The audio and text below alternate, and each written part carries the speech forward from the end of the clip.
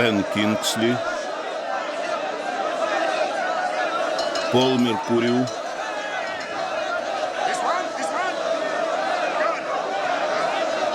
Мартин Ландау,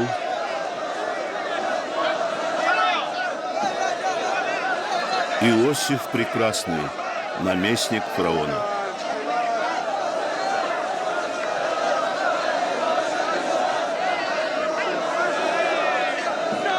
Нет, нет, нет. Нет.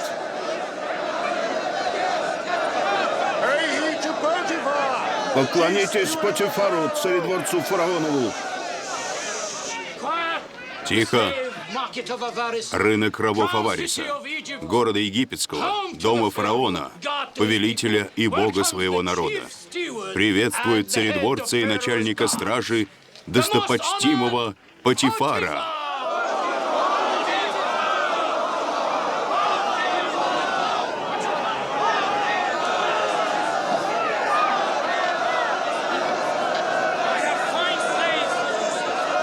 У меня хорошие рабы. Кого выберешь?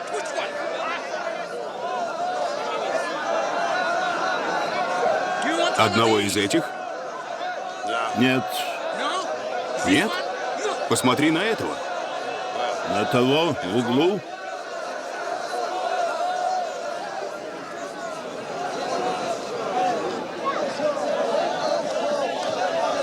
На этого?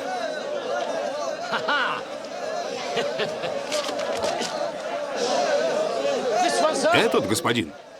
Он лучший из всех. Взгляните на его голову. На крепкие плечи. Какая мощная спина. А руки?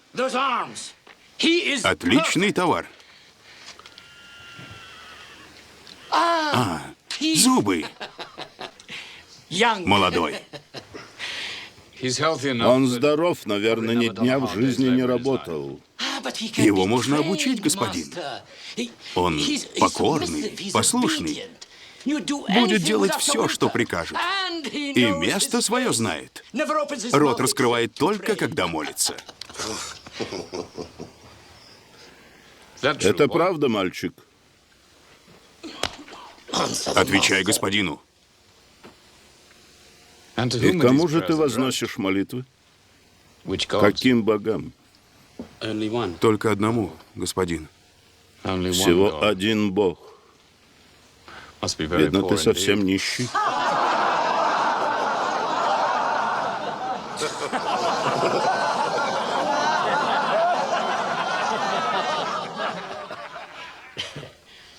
Что скажешь?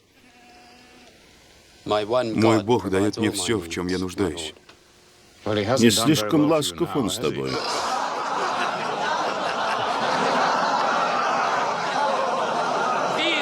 Эти евреи верят неизвестно во что, господин.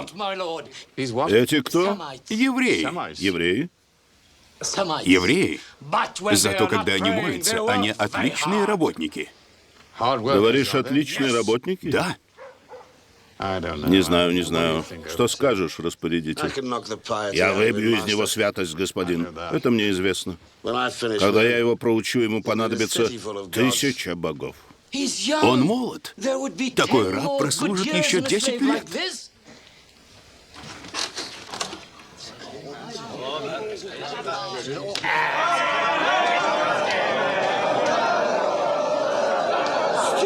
Дурак. Я мог бы заработать. Ты сорвал сделку.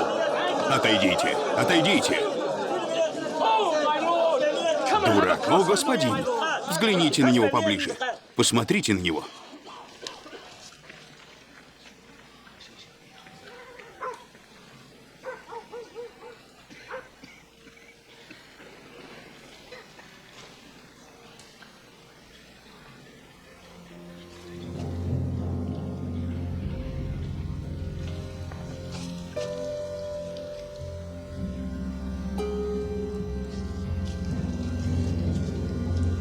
Мальчик хорош. За разумную цену я возьму его у тебя. Он берет его.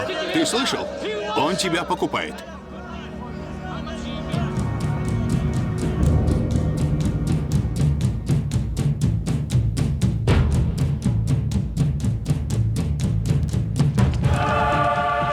также снимались Элис Крайг, Моника Белуччи, Стефано Диониси, Валерия Кавалли, Уоррен Кларк,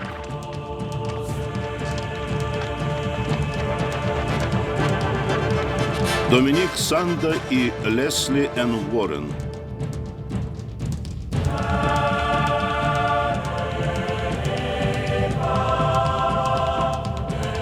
Автор сюжета Джеймс Каддингтон. Композиторы Марко Фрезина и Эннио Морриконе.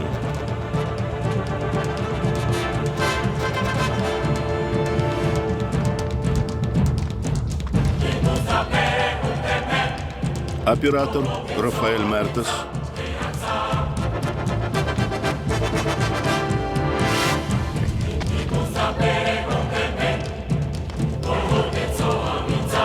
Продюсер Лоренцо Минолли. Автор сценария Лайонел Четуинд. Режиссер Роджер Янг. Часть первая.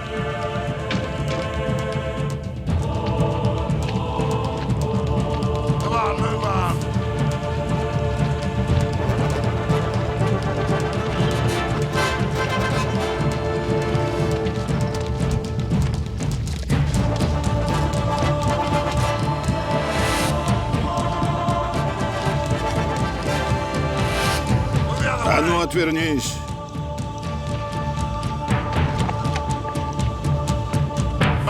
Меня зовут Аднан.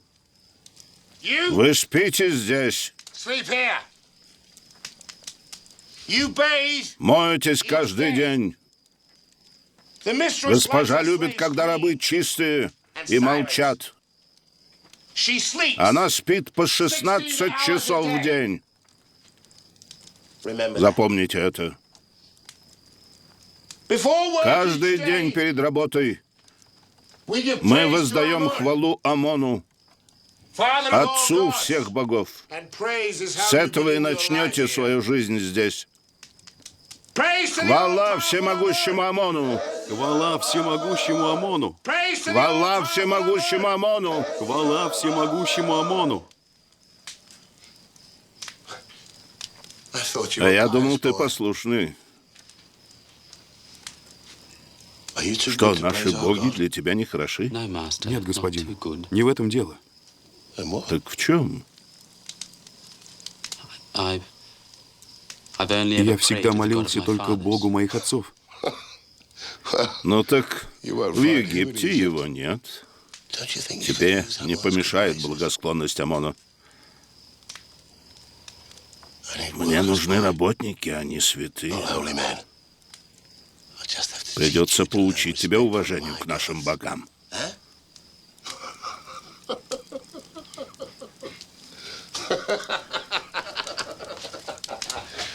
А теперь спать всем!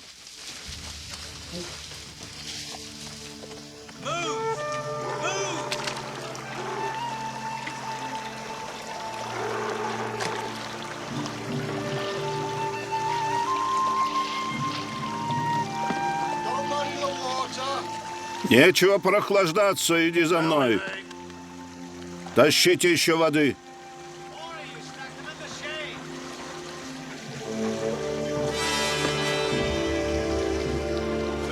Наполни урну водой. Шевелись, святоша, живей.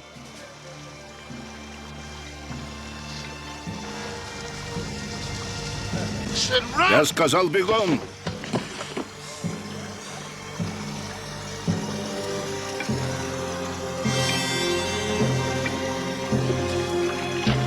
Давай, давай.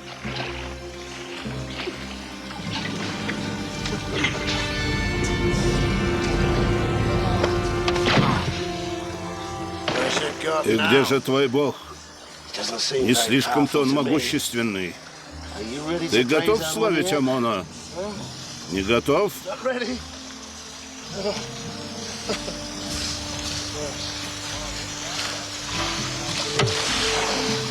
Ты пролил воду.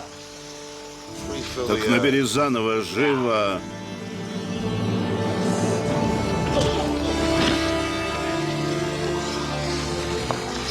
Хочешь подраться со мной?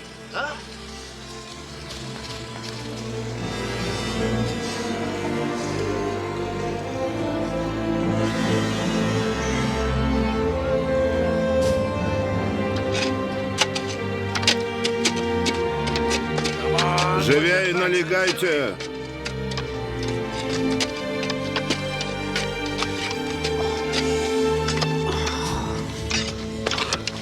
За работу!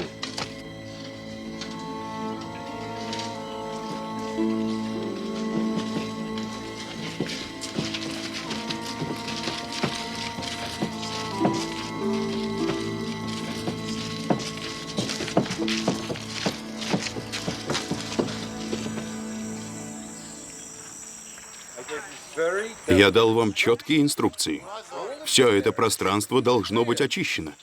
Взгляните сюда. Что ты делаешь, болван? Я велел класть кирпич к той стене, а не к этой. Успокойся. Раб сделал правильно. Их нужно класть сюда. Земля здесь слишком рыхлая. Гробница через месяц обвалится, а мы лишимся головы. Следуй планам, Эдна. Действуй четко по вычислениям, что я написал. Это же просто.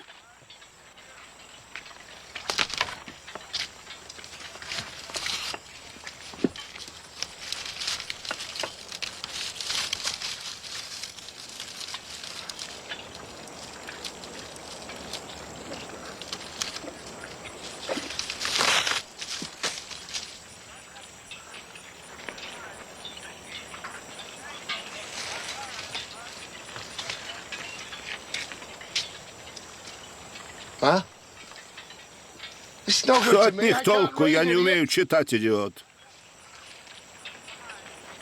Я умею. Раб умеет читать?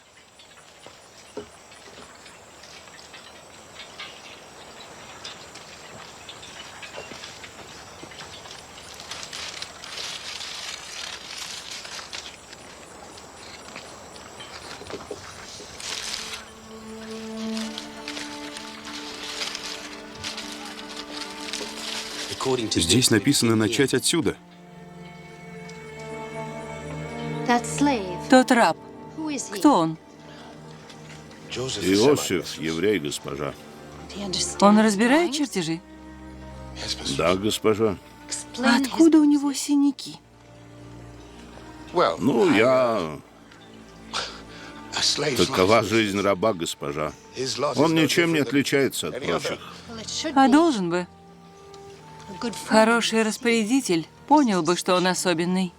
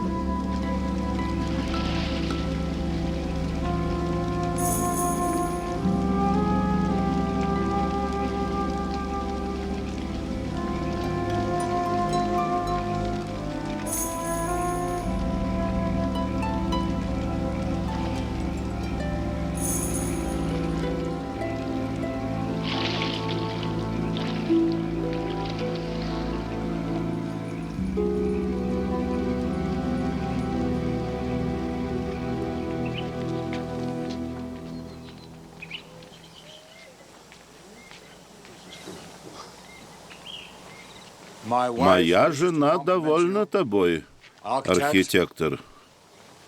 Сад просто волшебный. Весьма хорош.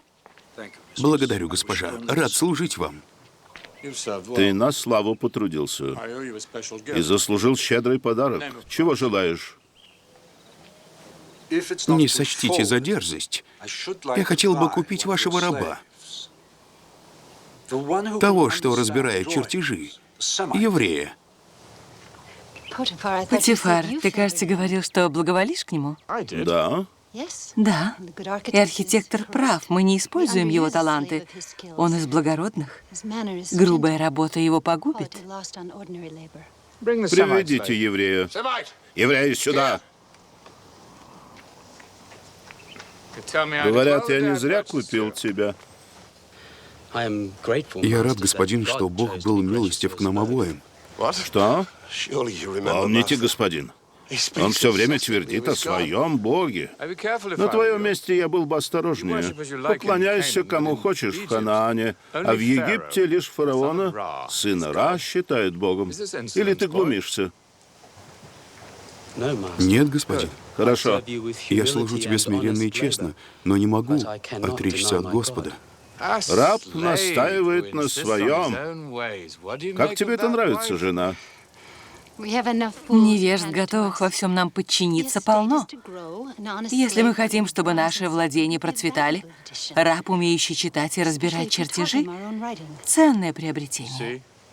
Видишь, как фараонова царедворца уважают в собственном доме? Рабы учат его религии, жена — управлению хозяйством. Хорошая жена должна обращать внимание мужа на важные вещи. А ты считаешь этого раба важным? Говорят, все у него в руках спорится. Это правда? Правда, господин. Имя у тебя есть?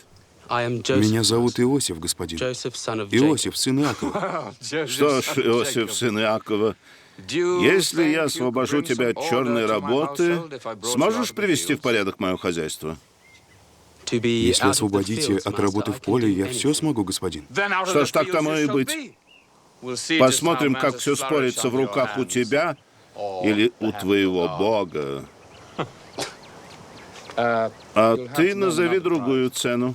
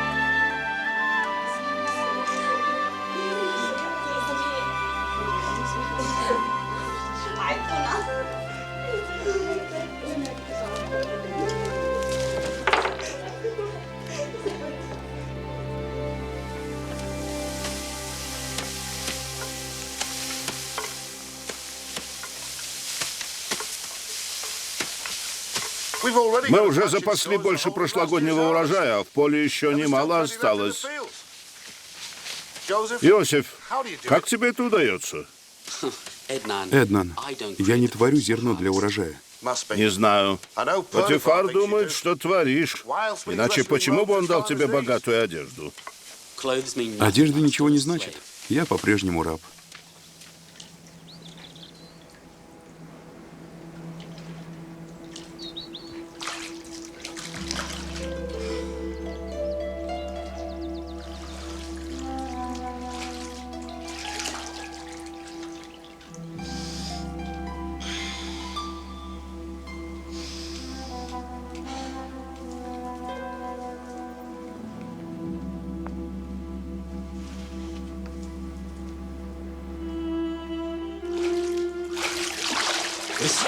Госпожа, прошу вас, вам нельзя здесь находиться. Неужели? Мой муж дал тебе полномочия указывать мне, где находиться? Нет, госпожа, конечно, нет. Тогда не шевелись.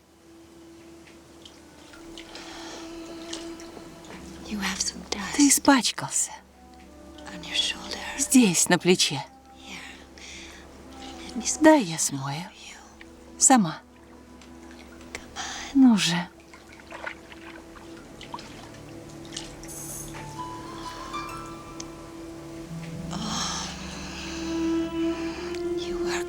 Ты много работаешь. Это видно по мышцам.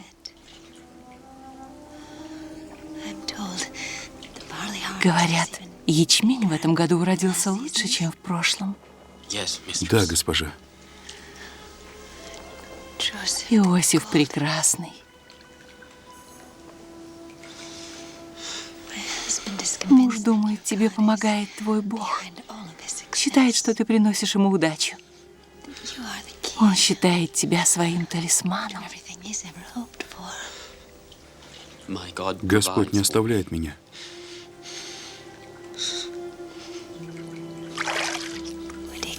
А мои желания он выполнит, если я подружусь с тобой. Прошу, госпожа. Я ведь из плоти и крови, а вы испытываете мои силы. Ты смеешь мне указывать? Если бы господин знал причину, он понял бы. Ты думаешь? Разве я виновата в том, что ты заманил меня сюда?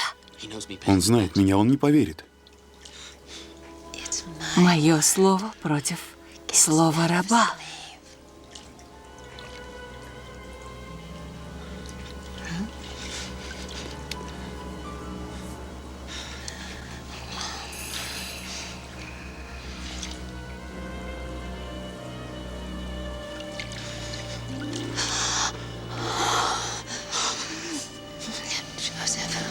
Иосиф,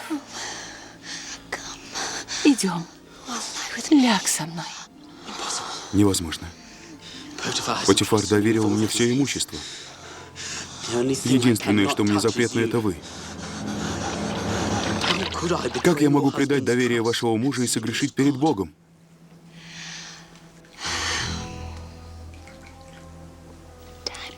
Придет время.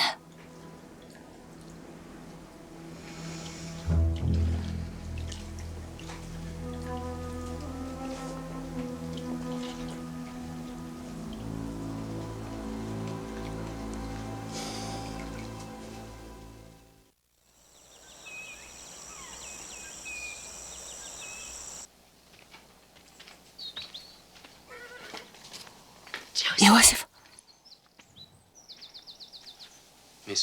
Госпожа, Иосиф, я думал, мы поняли друг друга. я поняла тебя, а ты во мне ошибся. Поэтому я даю тебе второй шанс.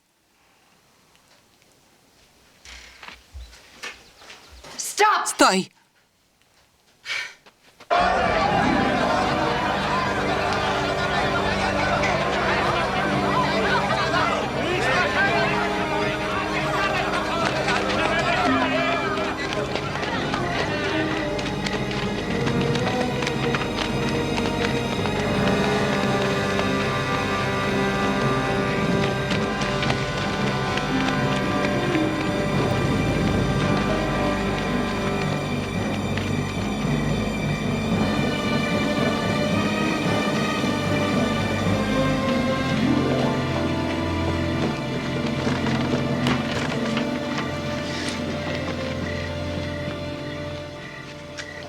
Где он?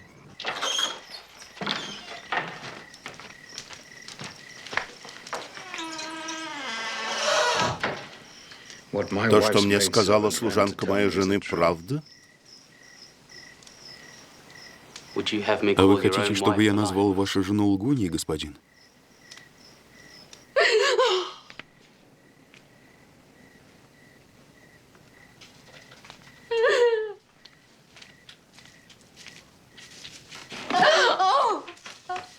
Потифар, почему ты так долго?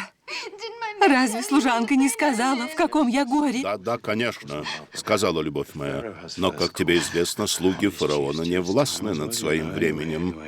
Но теперь я здесь и выясню все, что приключилось.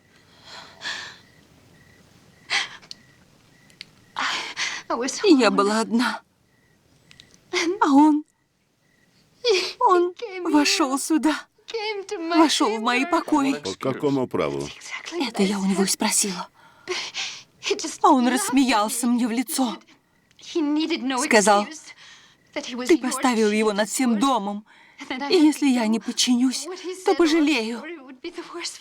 Ты можешь себе представить? Он схватил меня за руки и лег на меня. Я кричала, сопротивлялась, царапалась. Ты его отцарапала? Да, как священной кошки богини Баст. И он сбежал. Понимаю.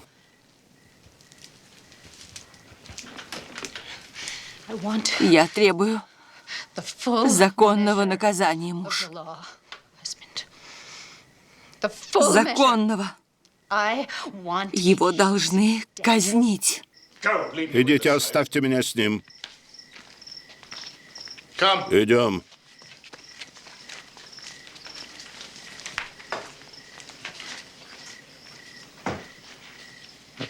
Я думал, ты достоин доверия. Это так, господин.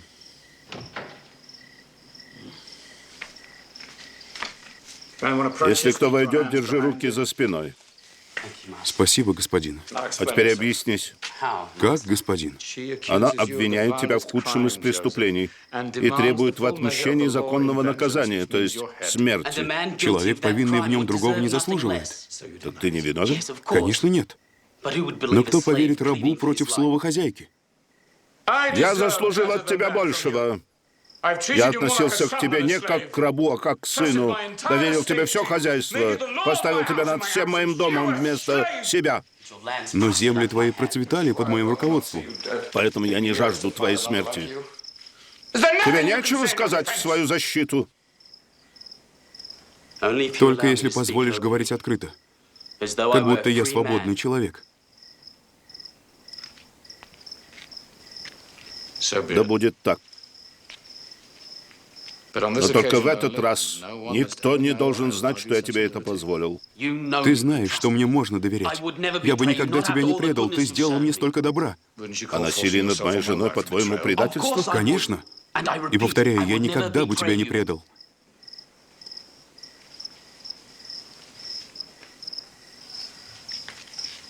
Ты утверждаешь, что моя жена лжет? Я не смею, господин.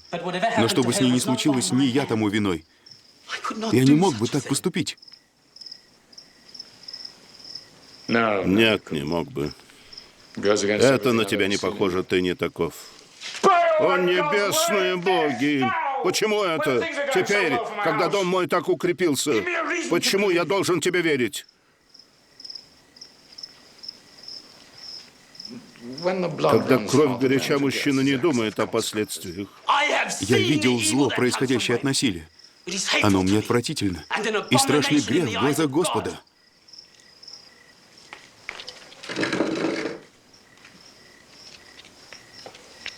Расскажи еще. Расскажи. Дай мне повод сказать, что ты не мог этого совершить. Это старые воспоминания, господин. Думаю о лучших временах до моего пленения. И воспоминания о боли. Иосиф, если дорожишь своей жизнью, поделись со мной.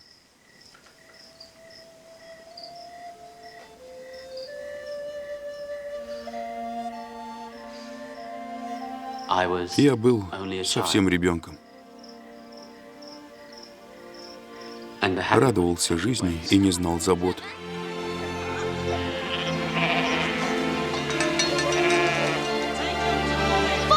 Отец! Отец! Во время долгого и трудного пути Господь не оставлял нас и привел в плодородные земли близ города Сихема. Иосиф, позови остальных. Там мой отец Иаков велел разбить шатры.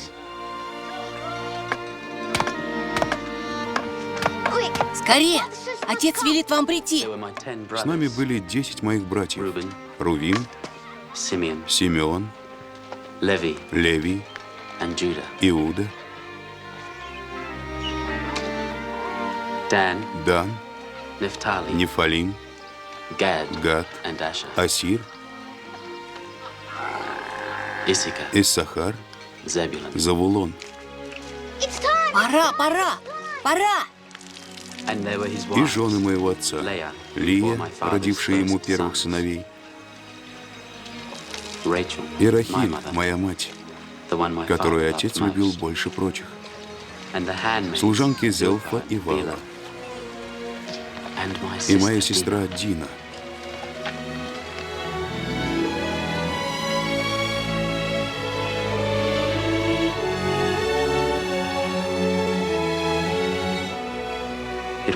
Счастливое это было время, господин, будто мы нашли свой дом. Воистину, Господь наш пастырь, Он сдержал слово, данное мне в Вифиле, и привел нас в целости в землю отцов моих. Господь, Бог мой, Бог Израиля, El Elohei ve'Yisrael. El Elohei ve'Yisrael. El Elohei ve'Yisrael. El Elohei ve'Yisrael.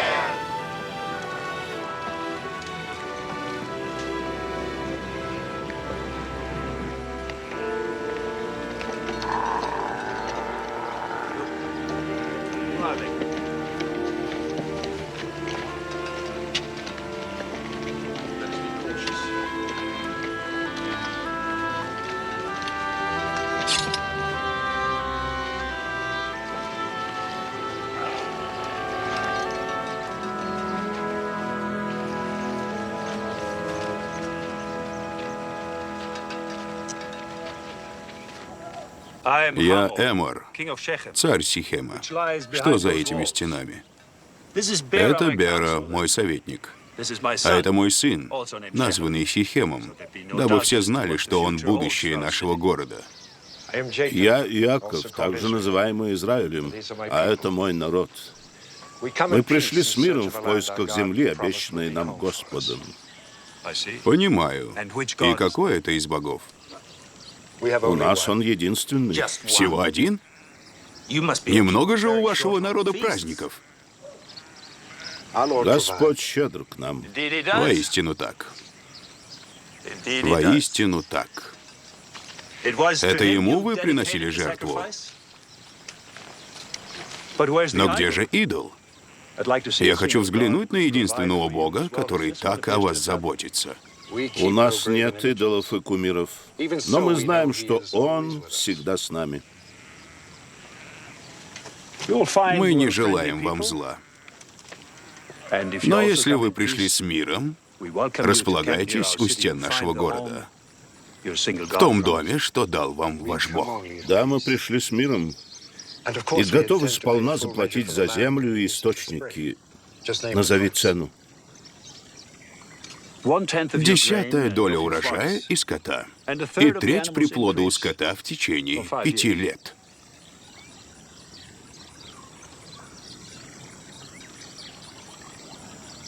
Согласен. И благодарен тебе за доброту. Мы станем хорошими соседями. Да, соседями. Но не чужаками. Через неделю мы устраиваем свадебные церемонии и пир в честь богини Астарты. Приходите и вы. Но нас так много. Тогда хотя бы некоторые. Может быть, твои сыновья. И эта девица. Благодарю за приглашение. Кто-то из нас непременно посетит твой пир.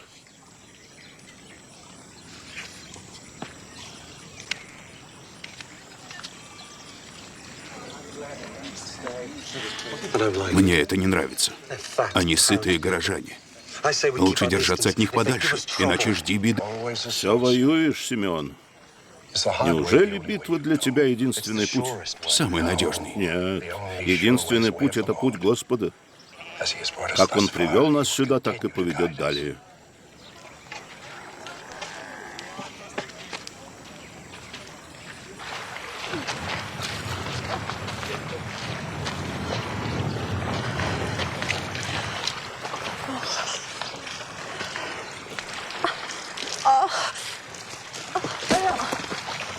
Лия! Вала, Зельфа, скорей! Ничего, ничего. Просто твое дитя торопится увидеть мир. Тебе не больно? Нет, нет, все прошло. Иди, иди.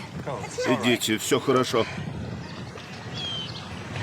Идите, ты должна больше беречь себя. Тебе незачем делать тяжелую работу.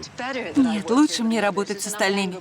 У многих в глубине души и так закипает недовольство. Вот пусть и остается в глубине. Я остался здесь и заплатил за землю для того, чтобы ты отдохнула перед родами. Потому что это и есть доказательство свершения обетования. Мы унаследуем землю, обещанную Аврааму. Я знаю, ты принял условия Эмора, чтобы наш второй ребенок родился в покое. Но Иаков, другие тоже это знают. Рахиль, я не скрываю любовь к тебе. Никогда не скрывал. Ты первая в моих глазах и в сердце. Вторая, Иаков, вторая. Первый у тебя Иосиф.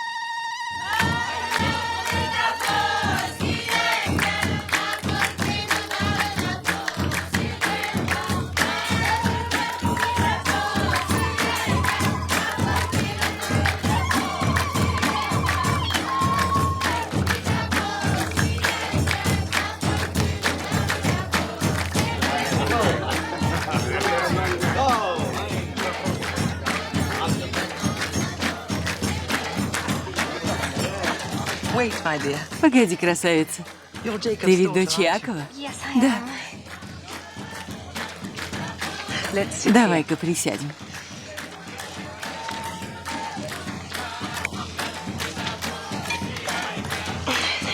Нет, нет, спасибо. Почему? Попробуй. Сегодня праздник.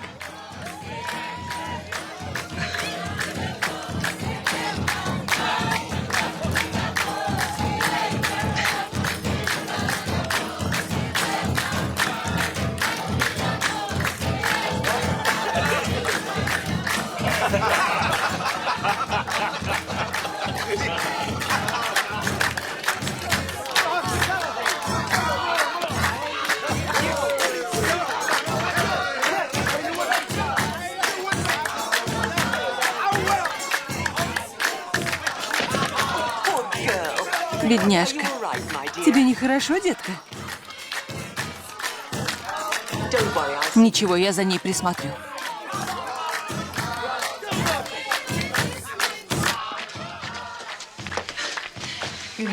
Тебе нужно где-нибудь передохнуть. Не волнуйся. Я отведу тебя в тихую, прохладную комнату. Отдохни немного. Приляг здесь, поспи. Не тревожься.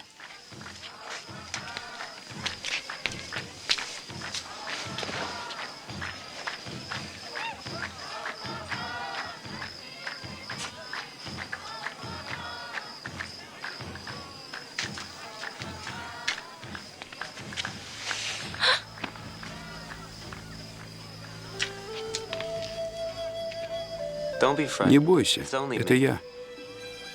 Да. То есть, я не боюсь. Тебе ничего не грозит. Такая красавица, как ты, не может попасть в беду.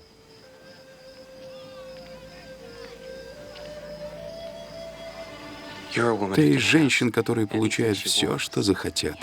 Но я не женщина, я девушка. Нет, ты женщина. Ночами я вижу тебя во сне. От твоего аромата кружится голова. Прошу тебя, мне нужно идти. Мне нельзя здесь оставаться. Нет, только здесь твое место, со мной. Не трогай меня. Братья! Симеон!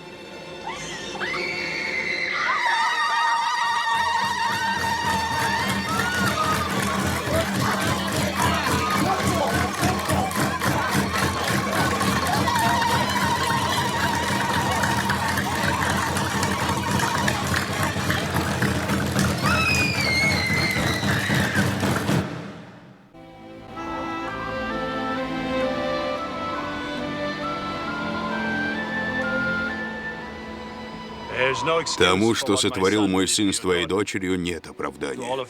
Кроме одного. Он был пьян от любви. От любви? Это не любовь, это преступление. Оно покрыло нас позором, нарушив наш закон и традиции. Не бывает любви по принуждению. Я доверял тебе, считал другом. Прошу тебя, Иаков, выслушай. Я прошу руки твоей дочери, чтобы отдать в жены моему сыну.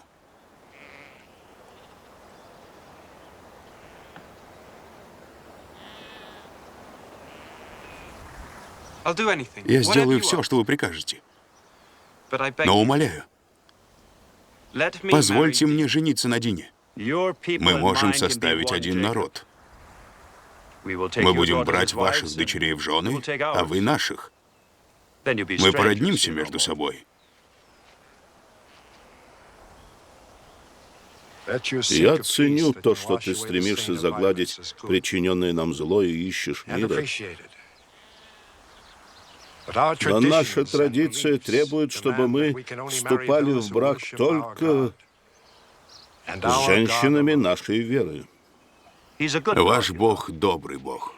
Мы видим Его присутствие среди вас, ваше процветание. Мы были на вашем жертвоприношении. Мы уважаем вашу веру и научимся следовать ей.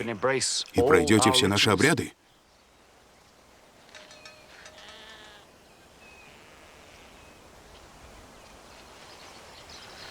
Нам многое нужно обдумать. Подождем до завтра. Хорошо, до завтра.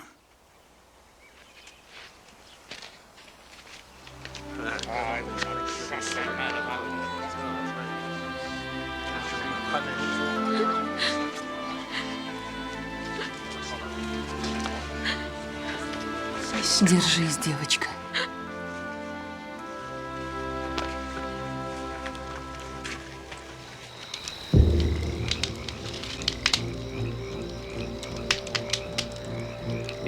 Да чего же просто? Они обращаются с нашей сестрой как с блудницей, а мы что? Принимаем их в семьи? Отдаем наших женщин? Я бы такого не допустил. Но тебя не спрашивают. И никого из нас. Это будет решать наш отец. С меня довольно. Кудахчите, как глупые женщины. Доброй ночи, братья. Он прав, решать будет отец. Да, но что произойдет потом? Вот вопрос. Говори. Если они примут нашу веру, их мужчин обрежут. А если так, то... Они будут слабыми. В болезни. беспомощными. Идите на пастбище, сообщите всем. Нам нужны все мужчины. 3 дня они будут в болезни и в лихорадке. На 4-й они окрепнут. Значит, нужно торопиться.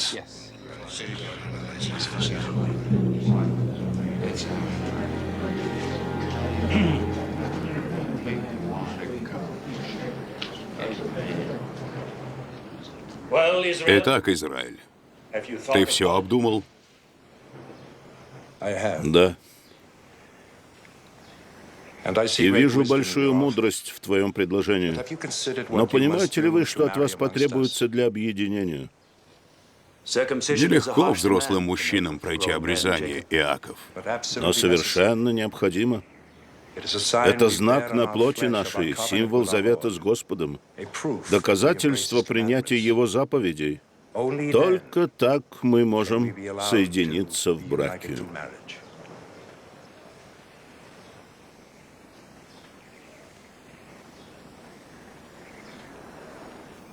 Да будет так. Наши мужчины будут обрезаны, и мы объединимся в мире и станем одним народом.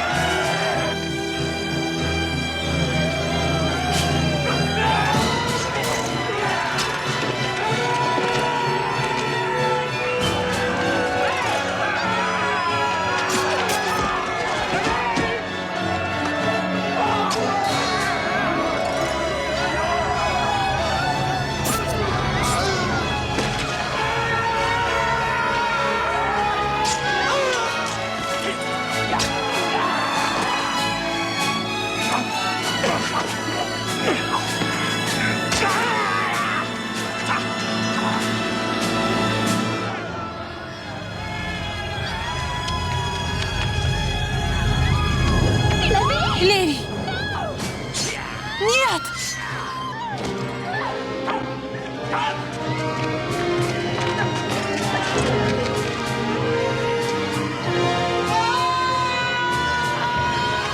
Бежим!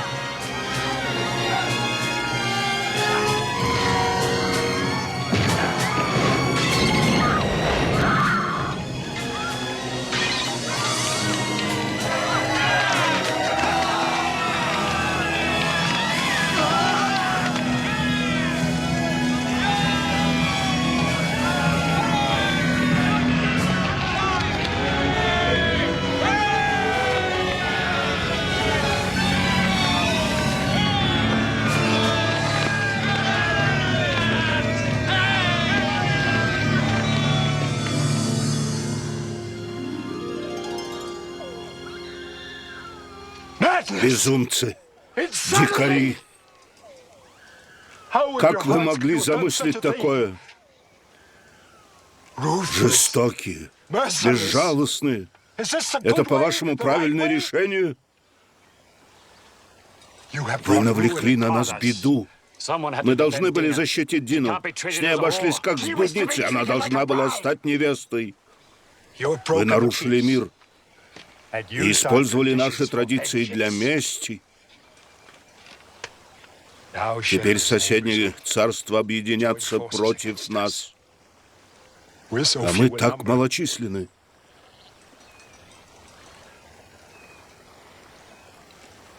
Собирайте вещи. Нам нужно бежать. Мы уходим отсюда. Собирайтесь.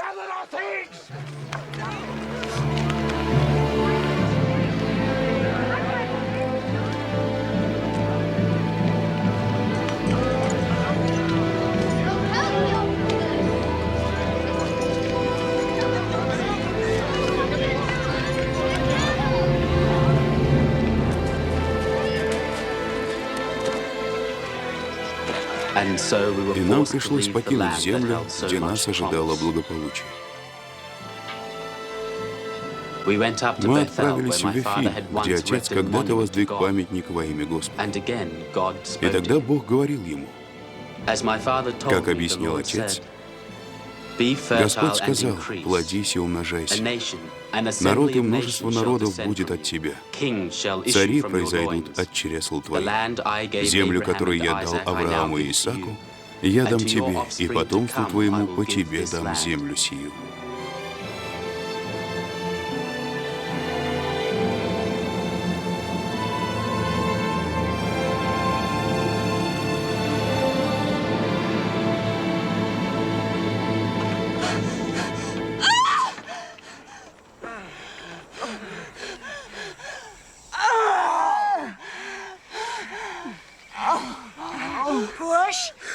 Тушься, Рахиль, тушься! Еще!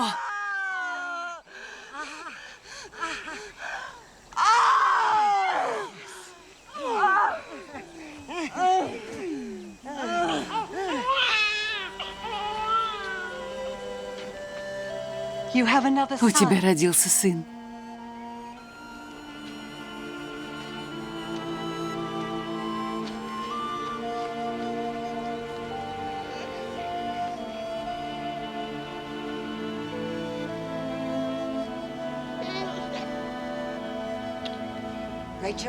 Рахиль? Рахиль? Не спи, Рахиль! Яков! Моя сестра! Она умирает!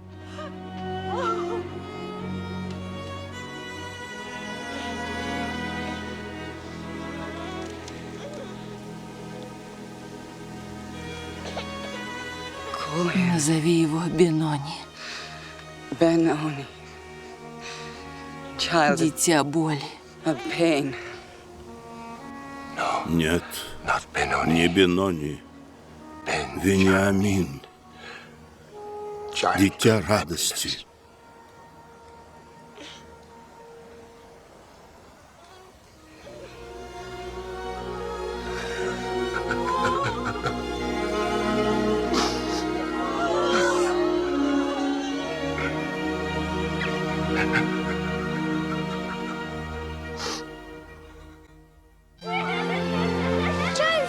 Иосиф! Иосиф! Прошло 9 лет. Вениамин! Вениамин! Иосиф! Вениамин!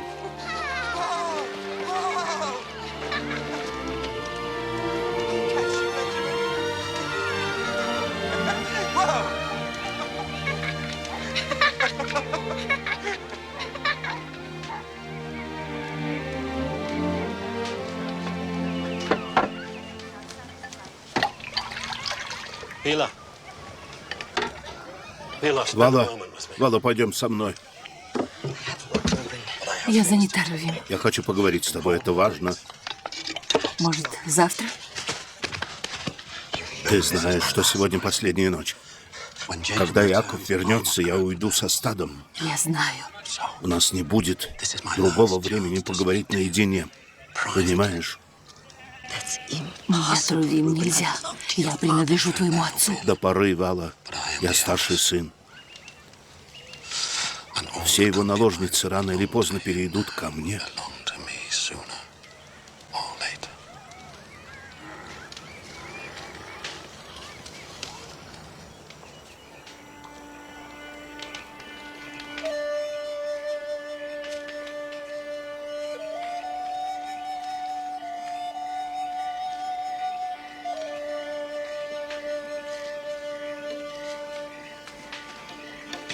Вала. Вала. Вала. Ты с ума сошел? Вениамин рядом спит. Идем, идем.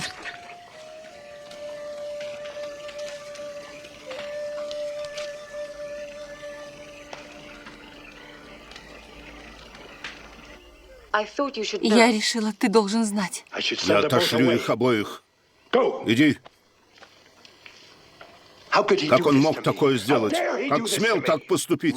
Рувим соблазняет Валу, служанку Рахили, родившую мне детей.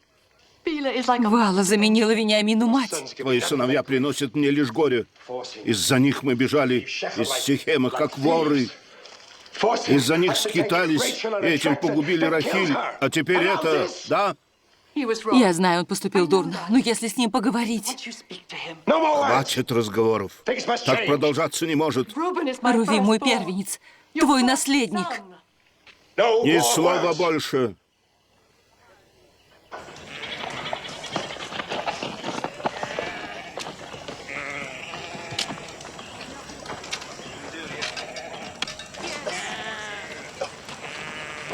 Отправляйтесь со стадами и возвращайтесь к сбору урожая.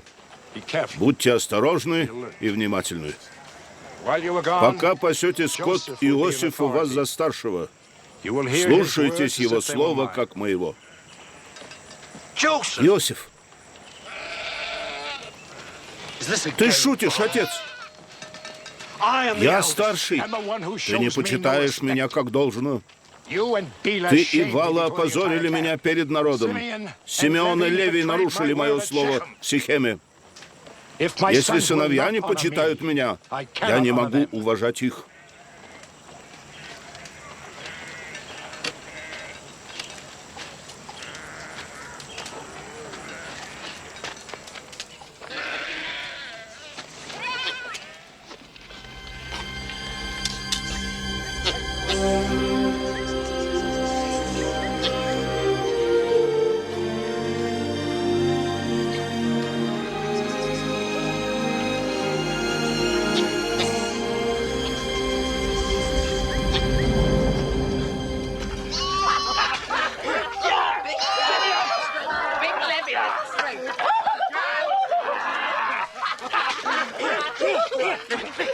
Идите сюда. Посмотрим, что сделает Иосиф. Заставим его съесть.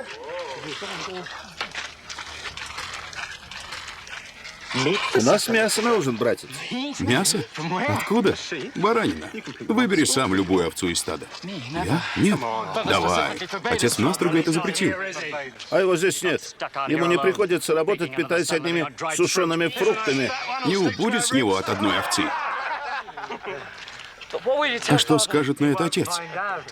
А он не узнает, лучше бы ему не знать. А кто ему расскажет? Я скажу. Нет, отдай.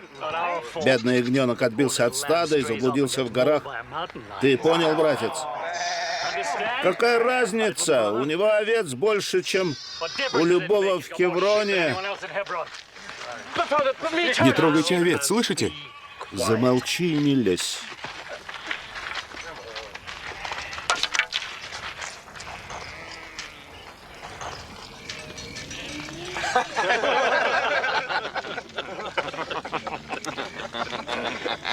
Иосиф, не хочешь мяса? Оно не отравлено. Бедняжка заблудился в горах.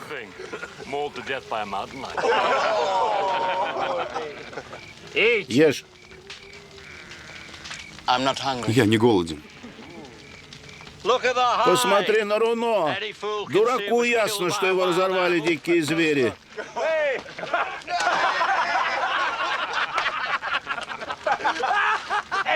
Любому дураку. Братец, Дураком меня считаете. Я всю жизнь был пастухом. Я знаю жизнь пастухов и знаю их уловки. отец, мы... Молчи, убери это. Подальше с глаз моих.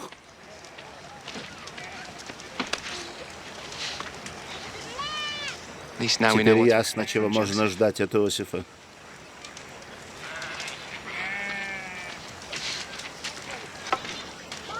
Предательство. Шпион.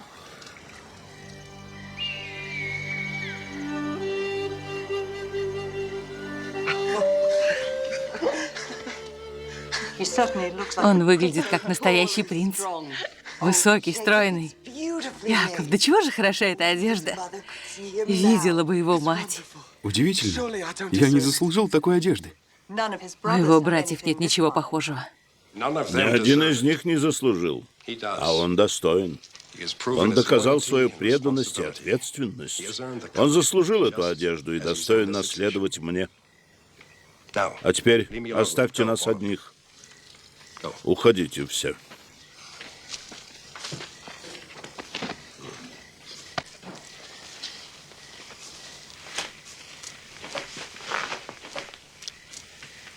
Я оказываю тебе честь, Иосиф, называю тебя своим наследником. Следующим после меня кто станет управлять народом? Ты можешь рассчитывать на всех сыновей, отец. На одних больше, на других меньше. Симеон, Леви, Рувим никогда не забуду того, что они сделали. Эта одежда — знак того, что ты мой наследник.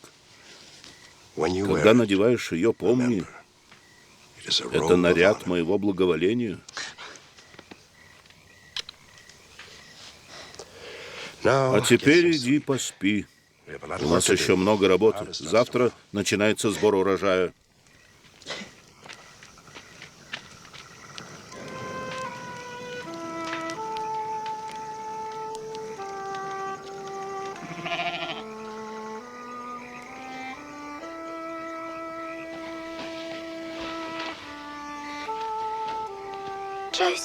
Иосиф, а скажи, какой была наша мама? Она была нежная, добрая, любящая и очень красивая. Красивее, чем Лия, Зельфа и Вала? Да, куда красивее. Правда, что я ее убил? Конечно, нет. Откуда у тебя такие мысли? Женщины говорят, она умерла, потому что родила меня. Это глупости, Вениамин. Она умерла не поэтому. А почему?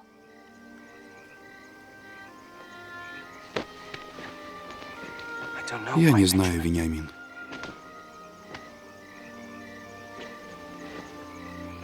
Но ты родился. Живи и умри. Даже звезды падают и умирают. И солнце заходит каждый вечер, чтобы на утро возродиться. Я бы хотел, чтобы мама была с нами. Я бы ее не отпустил.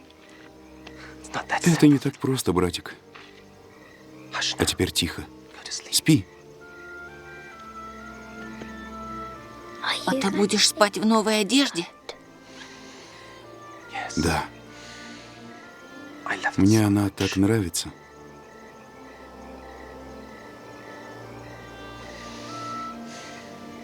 Пора спать. Завтра начнется сбор урожая. Много работы.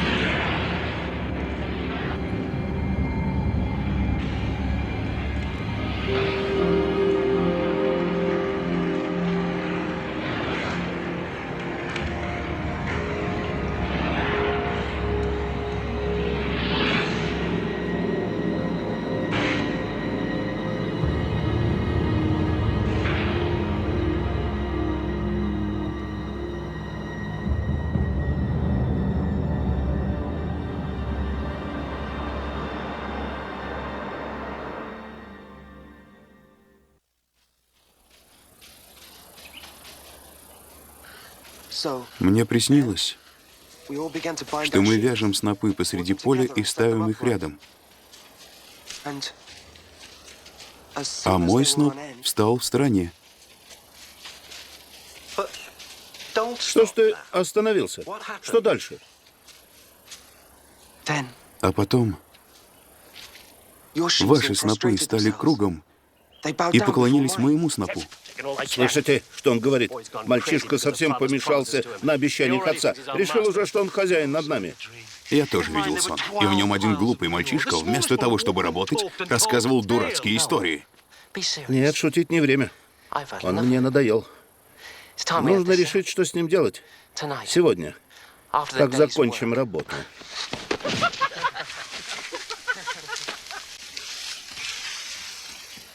Посмотрим, что скажет на это отец.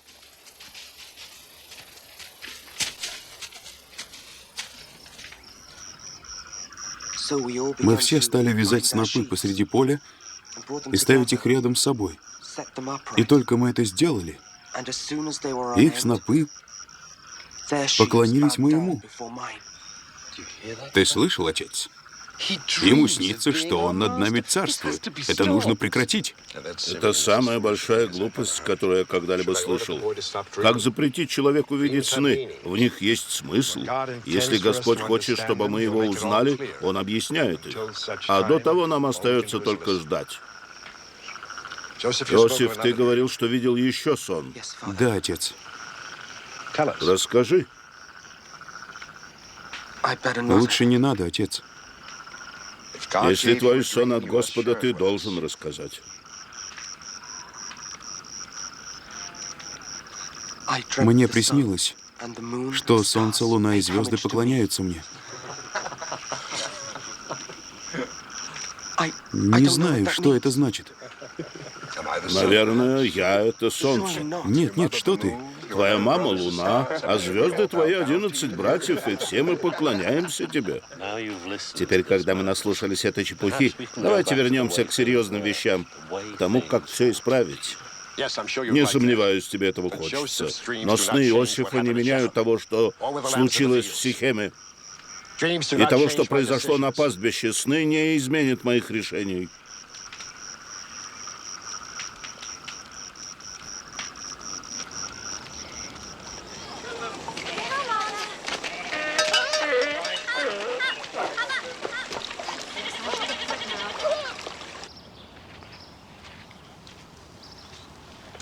Я посылаю тебя не на праздник, а узнать, в порядке ли стада.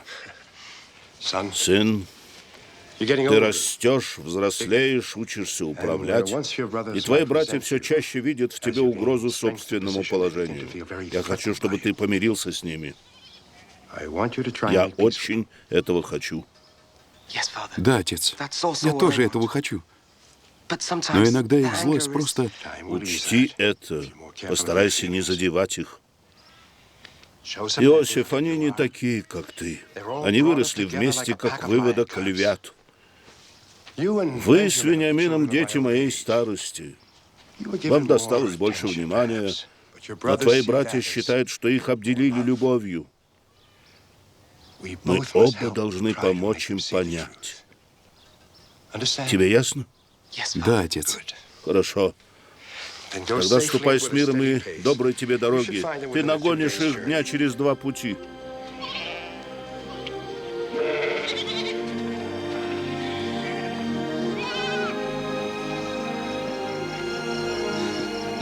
Ночи становятся все холоднее, а нам долго здесь еще быть.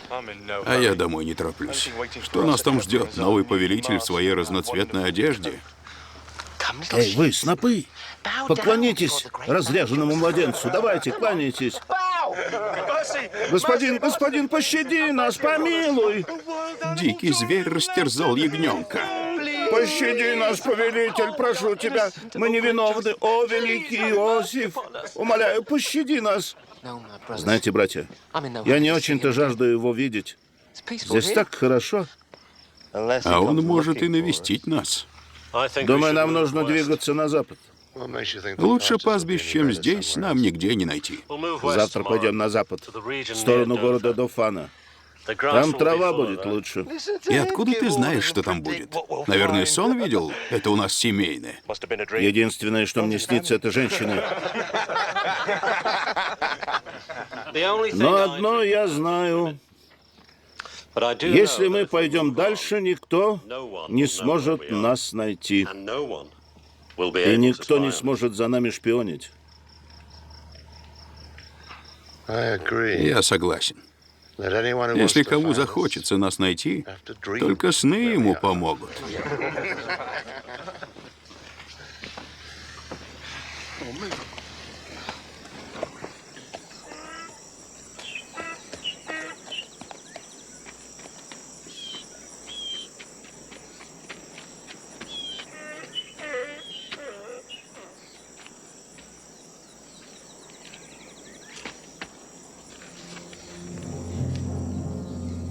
Что ты ищешь?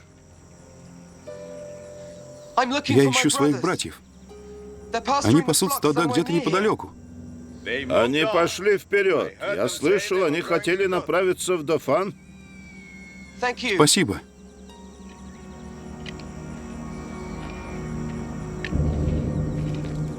Они точно пошли на запад? Вчера мне приснилось, что я плыву на большом корабле. И у меня было 3 женщины. Одна рыжеволосая, другая блондинка, а третья... Твои сны не считаются, ты же не Иосиф. Странно. Отец был доволен его снами. А если они и вправду вещи... Ну, конечно. Мы все должны кланяться и ему, и отцу. Перестань. Это всего лишь сны. Пока мы ему не кланяемся. И вряд ли когда-нибудь станем это делать. Прекратите.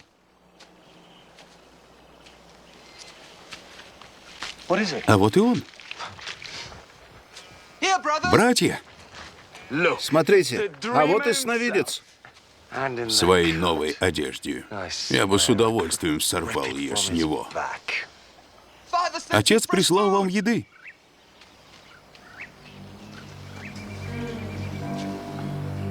Давайте убьем его. Что? Давайте убьем его. Это единственный способ избавиться от него навсегда. Придержи язык. Даже не думай об этом. Нет, Семен прав. Даже не думайте. Проучить его, бросить в яму, согласен. Но не смейте проливать кровь брата. Кто узнает, что произошло?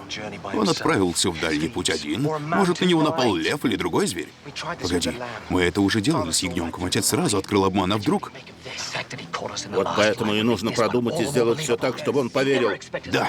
Он не станет подозревать нас во второй раз. Особенно насчет Иосифа. Братья!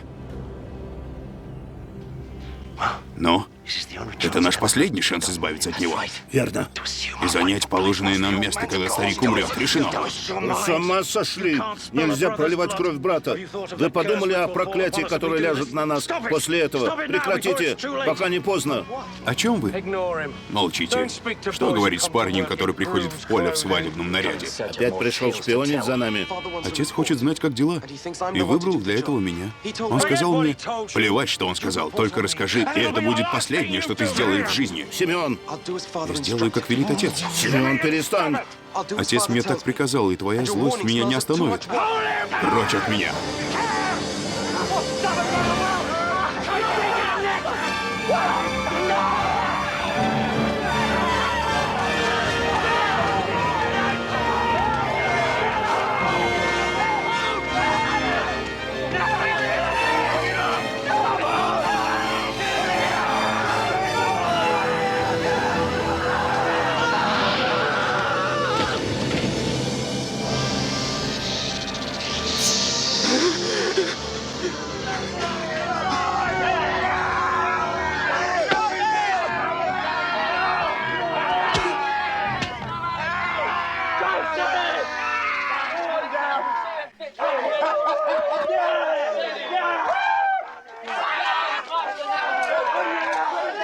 Я этого не забуду, брат. Я запомню, когда пришло время действовать, ты был с нами заодно. Нет, не был. Может, я не такой большой и смелый, как ты, брат. И ты его отпустишь? А если он скажет отцу? Ничего он не сделает, только не руби. Он же больше всех выиграл. Если нет Иосифа, кого выберет отец ему взамен? Он вернется.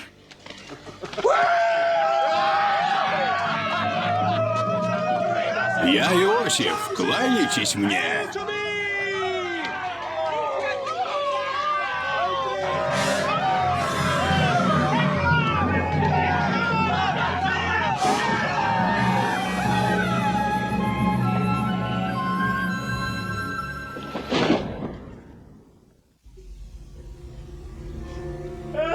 Помогите. На помощь.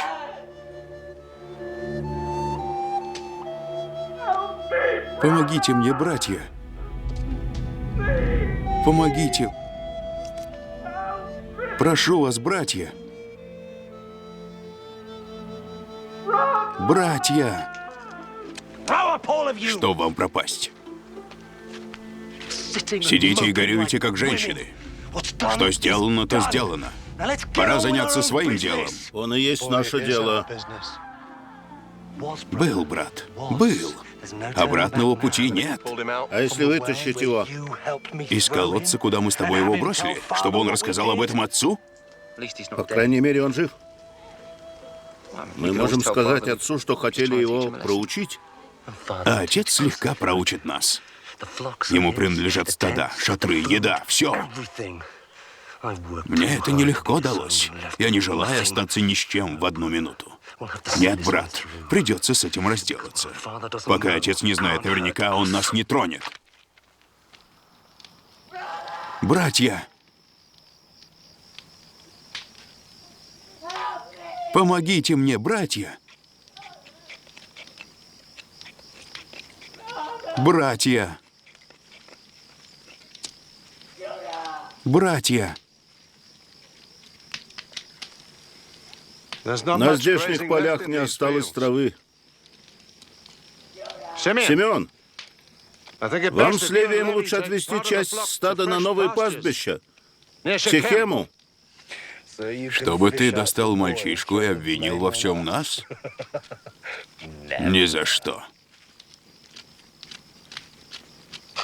Братья! Помогите! Братья! Сделаешь что-нибудь, Симеон, пока мы все не помешались. Надо было убить его. Ты станешь драться со мной, брат? Если понадобится, я не позволю его убить. А я не дам его вытащить. Если это единственный способ не проливать кровь брата, мы его вытащим. Чтобы не пролить его кровь, тебе придется пролить мою. Если сможешь. Ты разумный человек. Даю тебе до рассвета время подумать.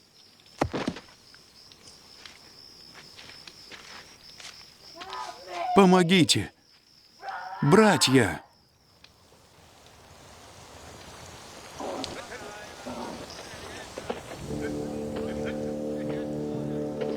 Помогите! Торговцы измальтяне.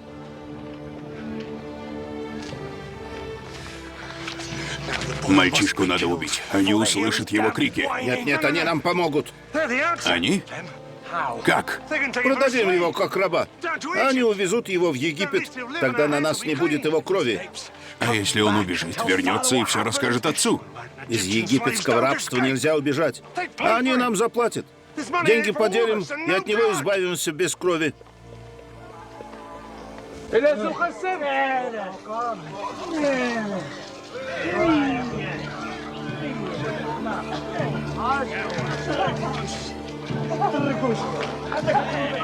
$20 серебряников. Хорошая цена. Вы его покупаете, конечно. По рукам.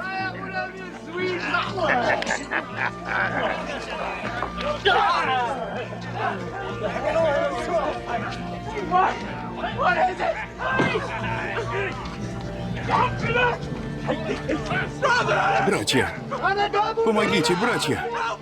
Братья, помогите мне! Братья! Братья!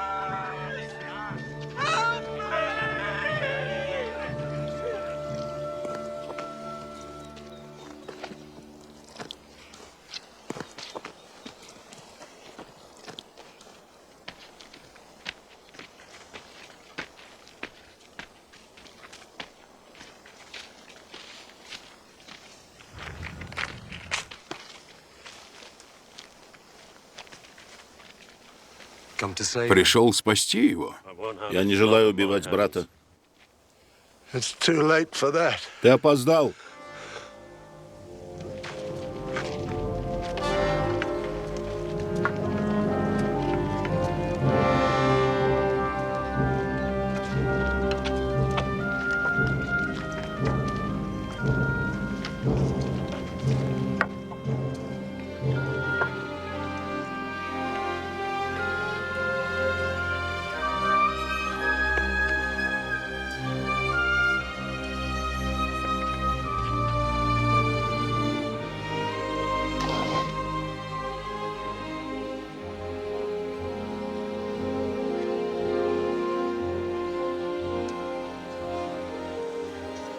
Мы нашли ее по дороге. Наверное, сбился с пути.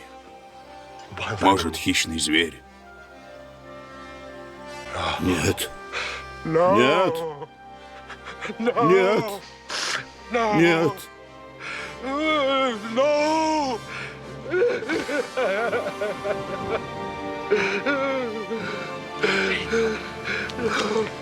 No!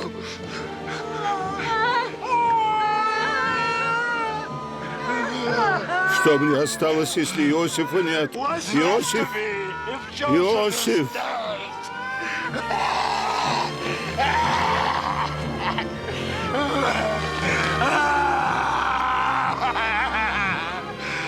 Joseph! Joseph!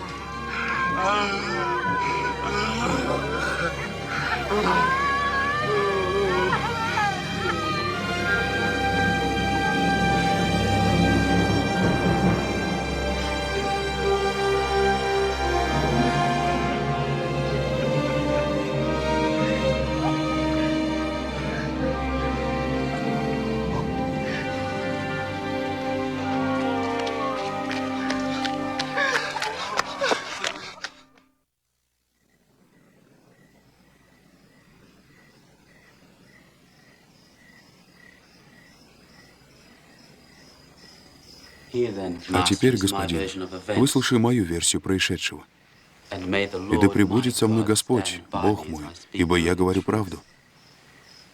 А если солгу, пусть накажет. Если солжешь, я убью тебя.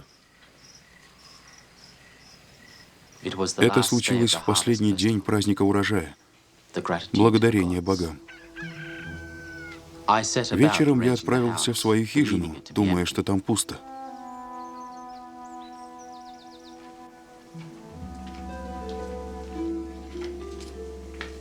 Иосиф, Госпожа, Иосиф, я думал, мы поняли друг друга. я поняла тебя, но ты во мне ошибся. Поэтому я даю тебе второй шанс.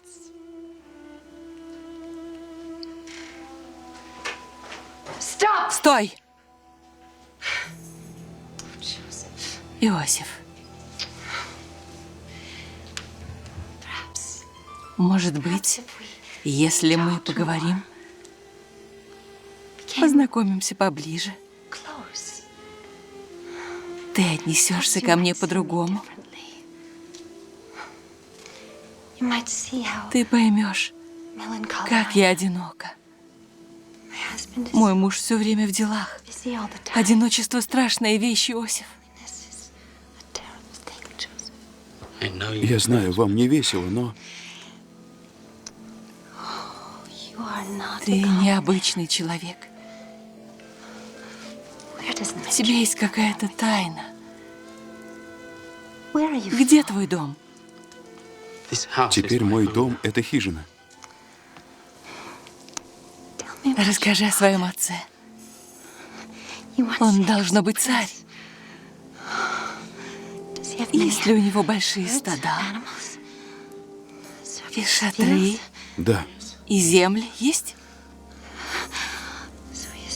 Такой могущественный человек.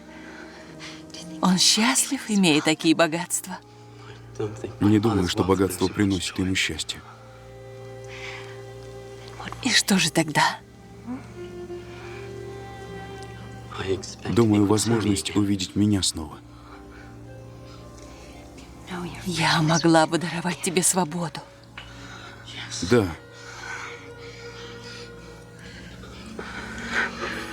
но я не могу. Это грех перед Богом. Ты же хочешь быть со мной. Ты весь дрожишь. Ты хочешь этого не меньше меня. Ну же, Иосиф, ляг со мной. Оставь меня. Стой! Да кем ты возомнил себя, глупец? Как ты смел коснуться госпожи? Муж убьет тебя за это.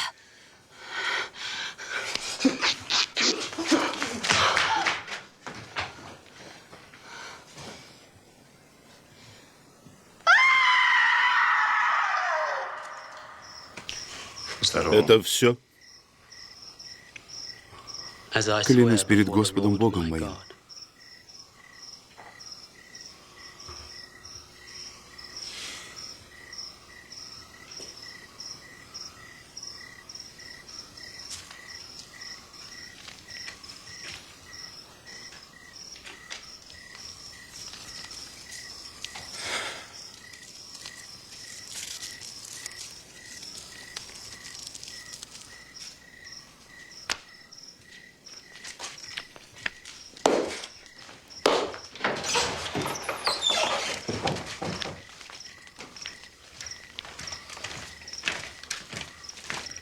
Соберите всех в доме.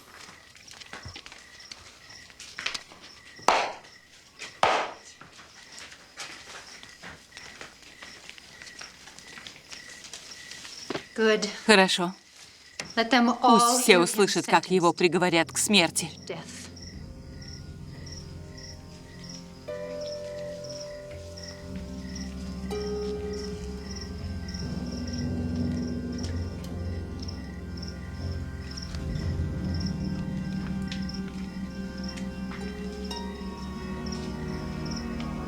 Я выслушал свидетельства и обдумал их. Этот раб виновен. И вот мое решение. Пусть то, что сказано, будет записано и исполнено. Этого раба отправить в темницу фараонову в мое распоряжение. Начальнику темницы еженедельно докладывать мне о нем. На этом дело закрыто.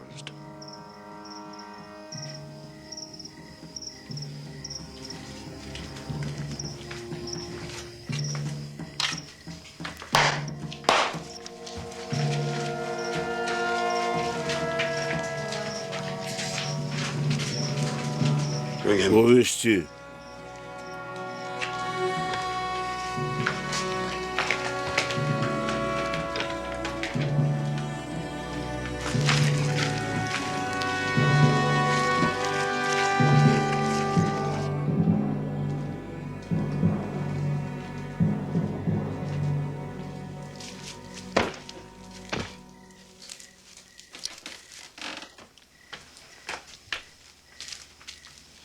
Ты унизил меня. Отправил его в тюрьму, в свое распоряжение. А как же моя честь? Какая честь? Как ты смеешь? Я знаю тебя, жена. Я все знаю. Не понимаешь. Что бы ты обо мне ни думал,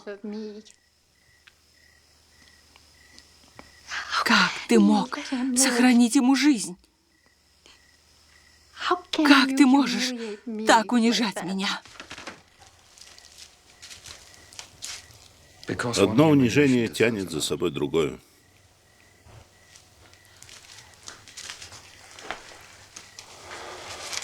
Жена. Всякий, кто знаком с Иосифом, знает, что если он клянется Богом, он не лжет. Что тебе важнее? Его Бог Или мое доброе имя. Правда. Правда. Да, это самое главное. Тогда что же ты не отпустил его и покрыл меня позором?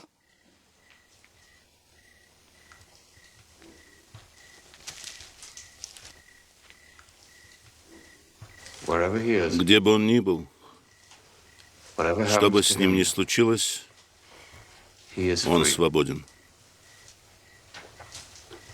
Ибо его Бог с ним.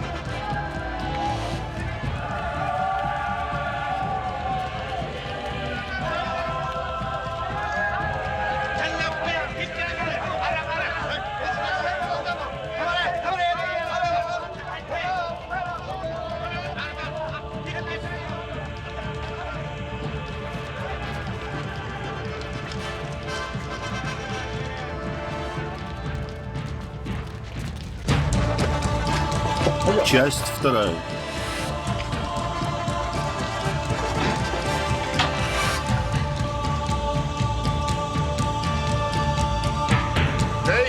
Приветствуйте Потифара, царедворца фараонова. Прошло 7 лет. Здравствуй, господин. Ты уже знаешь? Надзиратель сказал, приведут еще двоих. О твоей работе здесь идет добрая слава. Говорят, узников хорошо кормят. Начальник темницы богатеет, а из фараоновой казны денег тратится меньше. Все спрашивают, как тебе это удается? Бог милостив ко мне, господин. Я и сам это вижу. Я знаю, когда-нибудь он выведет меня отсюда. Сначала ему придется уговорить фараона. Не думаю, что это будет просто. Как видишь, эти двое из благородных. У них красивая одежда, татуировки, как у придворных. Толстяк главный хлебодар фараона, а худой его виночерпий. Важные люди. Как они сюда попали? По обвинению в краже драгоценного браслета фараона, знак бога Ра украден. Пропал. Фараоновы мудрецы и волхвы, говорят, один из двоих вор.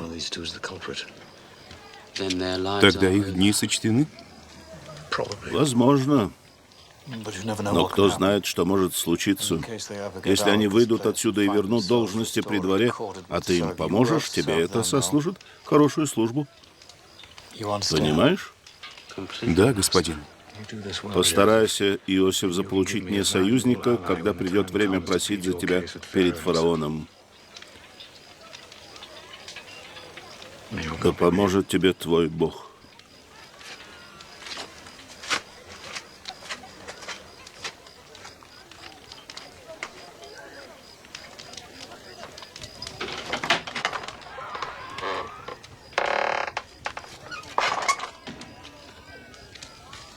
Мое имя Иосиф. Мне велено прислуживать вам, пока вы будете здесь. Ты начальник? Нет, господин, я его слуга. Так ты тот еврей, который делает все за начальника. Для меня честь, что вы слышали обо мне, господин. Да. При дворе известно, как ты служишь своим хозяевам и их женам. Не все, что говорят люди, правда, господин. По-твоему, раб Потифар лжет? Нет, господин. Значит, лжет его красавица-жена? Я никого не обвиняю, господин. Неужели? А я обвиняю тебя. Ты запятнал доброе имя жены Потифара и назвал его лжецом. Стража, сюда! Сюда!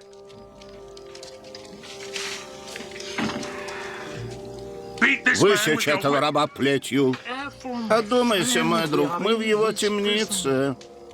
В его темнице? Он раб. Потифар будет мне благодарен за наказание этого мерзавца. Не жди от раба разрешения.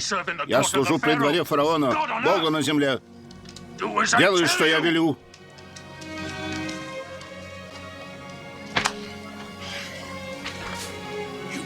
Не смей марать имя Потифара. Не смей марать имя его жены. Я сумею постоять за его честь. Раб, раб, раб, раб.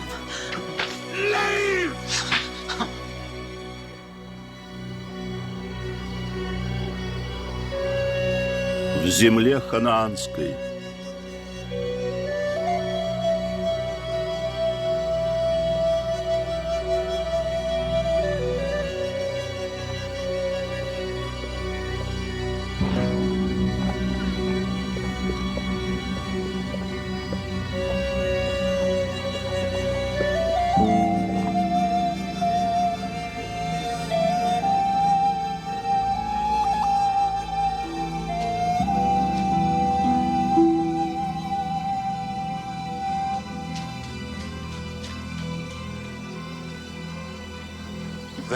Говорят, в этом году рынок будет богаче, чем в прошлом. Жить становится все труднее и труднее. Иуда, у тебя слишком мало скота. Тебе нужны крепкие овцы и бараны для получения приплода. К отцу я все равно не вернусь. Не могу видеть скорбь Иакова. Он все еще оплакивает потерю Иосифа, и все селение горюет вместе с ним. А у меня и самого печали хватает.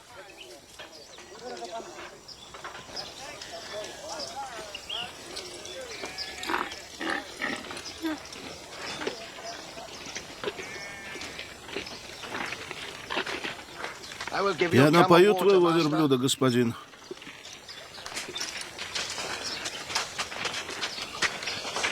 Вот это да. Блудница. Такие всегда прячут лицо. Это к ним и притягивает. Странный обычай, даже колдовской. Путник, Ляг со мной и облегчишь думы свои. А заодно и карманы. Есть ли цена минутному отдыху от мирских забот? Мне нечем тебе заплатить. Мой друг недавно овдовел. И хотя с собой у него ничего нет, он владеет большим стадом. Отличные овцы. С тончайшим и нежнейшим руном. Хотя тебя, верно, всем этим не удивишь. Я не вижу стад. Они на рынке. Я принесу тебе ягненка потом. Завтра. А залог? Мое слово. Лучше дай мне в залог посох и печать. Завтра принесешь плату и получишь их обратно.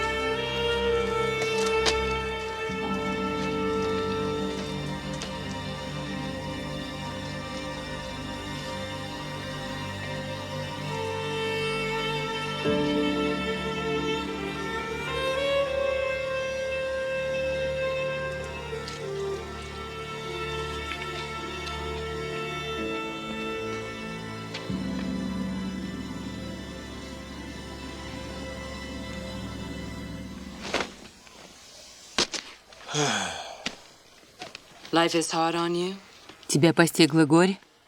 Мой первенец умер, а его жена бесплодна. Люди умирают? Это верно. Но по нашему обычаю я дал ей в мужья второго сына, чтобы он восстановил семя его. Ну и он умер. Ужасное несчастье.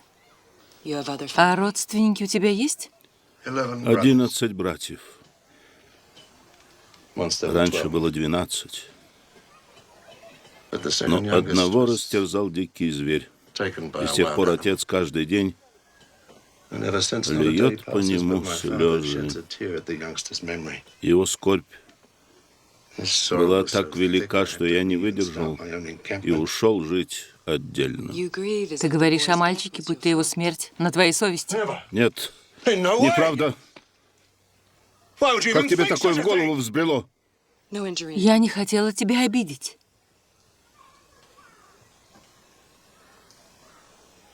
Ты очень красивая женщина. Спасибо.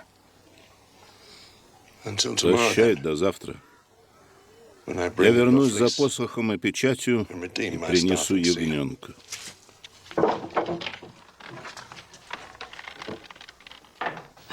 До завтра.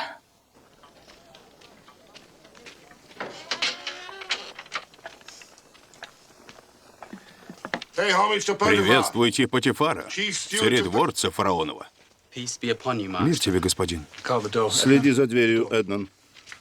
Идем. Начальник тюрьмы говорит, твои высокие гости плохо спят, их мучают странные сны. Не их одних. Загадочные сны полны знаков. Я пришел, как только узнал. Мне известно о твоем даре толковать сновидения. Помоги им, и сможешь выйти отсюда. Они ведь уже наслышаны о твоем удивительном умении. Как они узнали? Мне пора возвращаться. Люди фараона день и ночь ищут браслеты, наверняка скоро найдут. before long.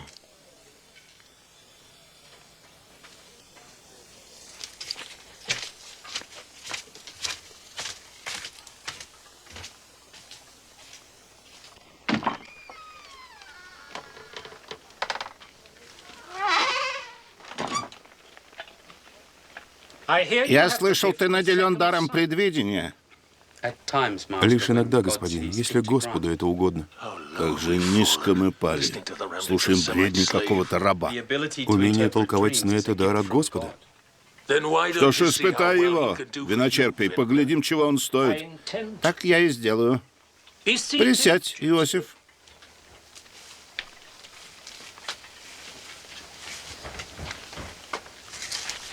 Вот мой сон. Я стою в винограднике, передо мной виноградная лоза, а на ней 3 ветви. На них появились почки, и в тот же миг они распустились. На лозе выросли и созрели ягоды. И чаша фараонова в руке у меня. Я взял ягоды, выжил их в чашу фараонову и подал чашу в руку фараонову. Что значит этот сон?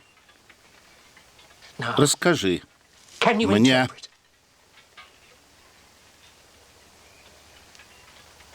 Вот его истолкование.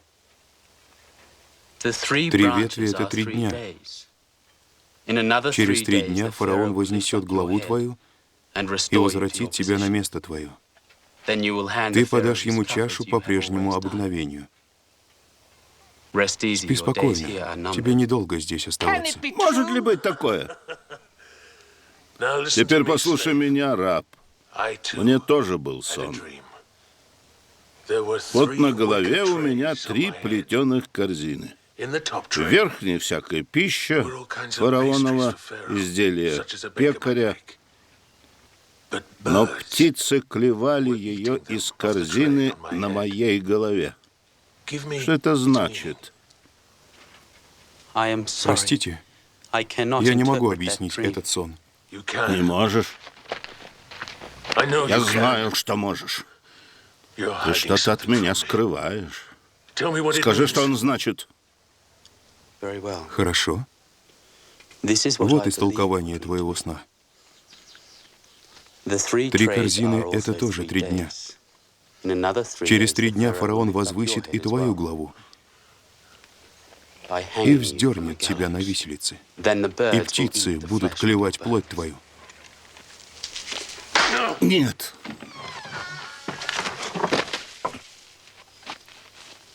Браслет фараона найден. Суд вынес приговор. Что в нем сказано? Она обещала быть здесь. Тебе же лучше, что не пришла. Не придется с ней расплачиваться. Ты сохранишь приятные воспоминания о ее постели и останешься при ягненке. Я отдал ей в залог посох и печать. Забыл? Идем. Я помню, где ее дом.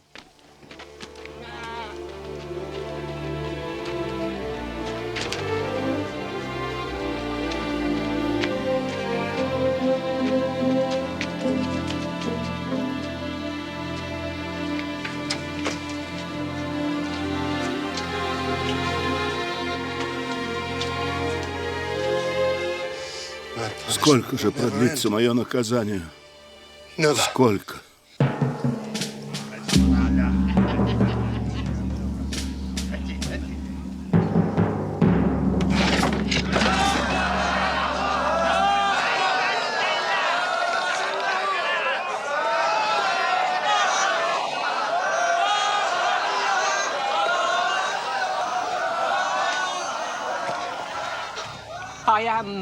От души благодарю тебя за решение моего дела. Даже в самые тяжкие минуты я знал, что всегда смогу... Да. Надеюсь, господину было здесь удобно? Да, да. Насколько это возможно.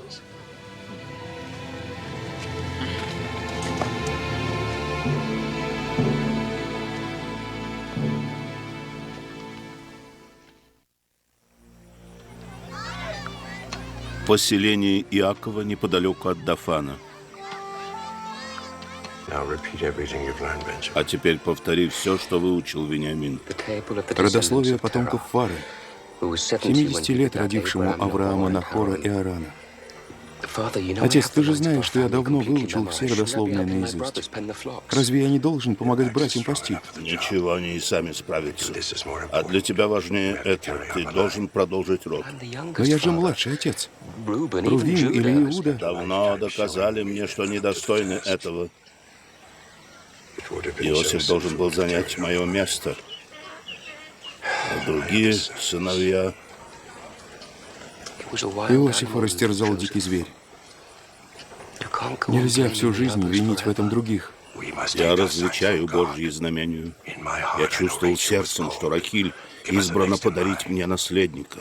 А раз Иосифа нет, придется тебе стать хранителем наших традиций и завета Авраама с Господом, благословенно имя его.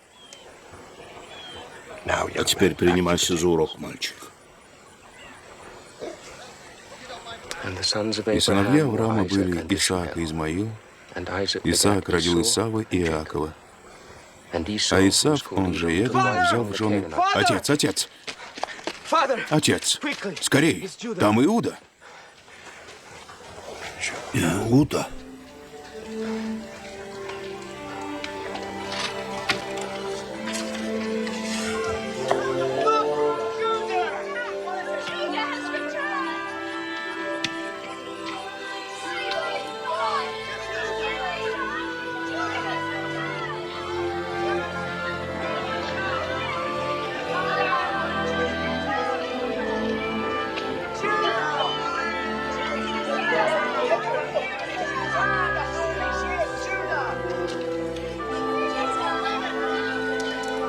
Рувим, Иуда,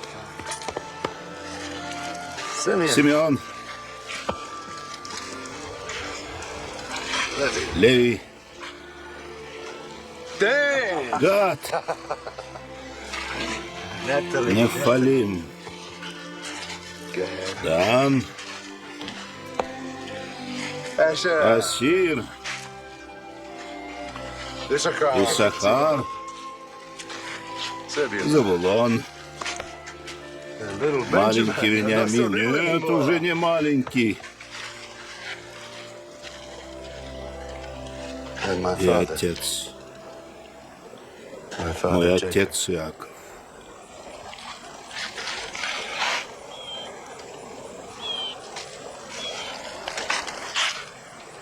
Добро пожаловать в наш дом.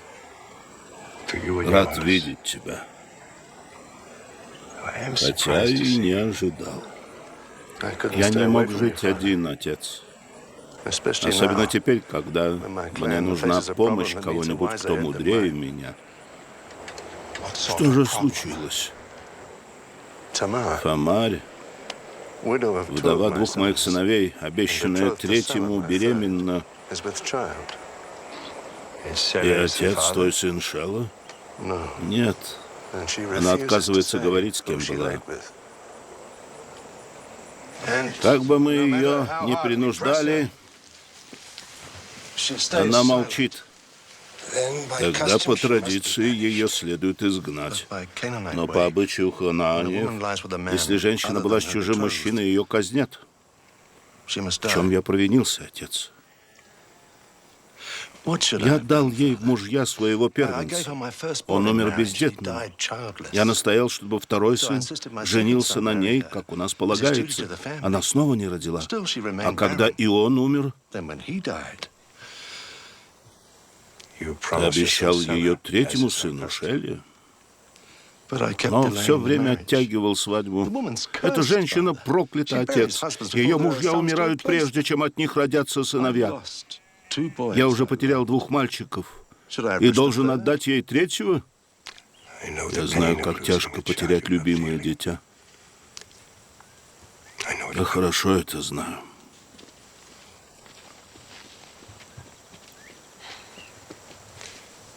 Да. Она скажет все, что ты велишь, кроме имени отца своего ребенка. И она не боится. Это не наше дело, Иаков.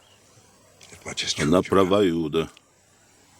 Ты отделился от нас и живешь сам по себе. Теперь ты должен отвечать и за себя, и за свои решения.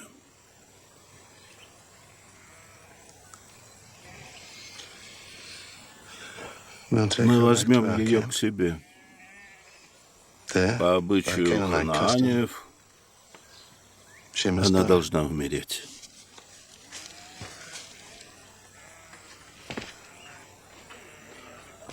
Мы отправимся на рассвете.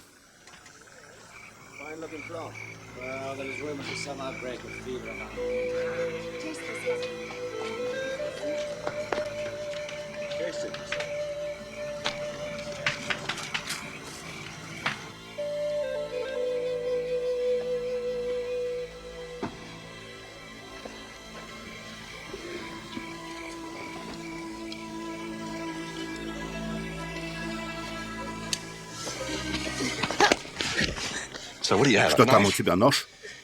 Думаешь, убив меня, ты спасешь свою жизнь? Чего ты ждешь, блудница? Пролив мою кровь, ты только докажешь, что мое решение верное.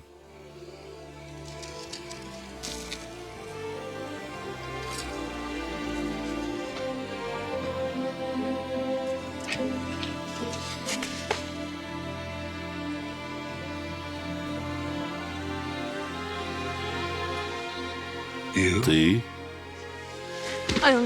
Я сделала это, потому что хотела ребенка, который был бы по праву моим и носил бы имя моего мужа Ира, твоего первенца. Но когда Шела вырос, ты не отдал меня за него, как обещал. Ты смелая девочка, Фомари. Не настолько, чтобы не бояться смерти. Этого не будет. На моей совести и так достаточно. Лишить тебя жизни за то, в чем сам виноват, я не в силах. Ты была права, а я нет. Я должен был выдать тебя за Шелу. В том, что случилось, только мой грех. Ты родишь ребенка и вырастешь, как положено матери, живя в собственном шатре, окруженная почтением и любовью.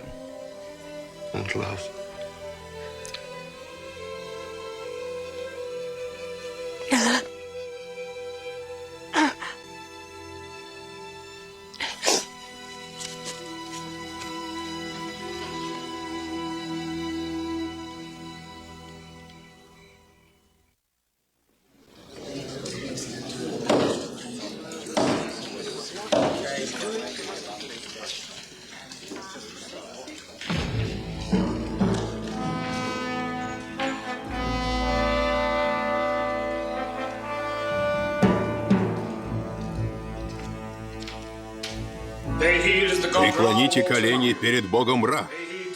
Приветствуйте фараона, Бога Солнца, воплощение самого Ра.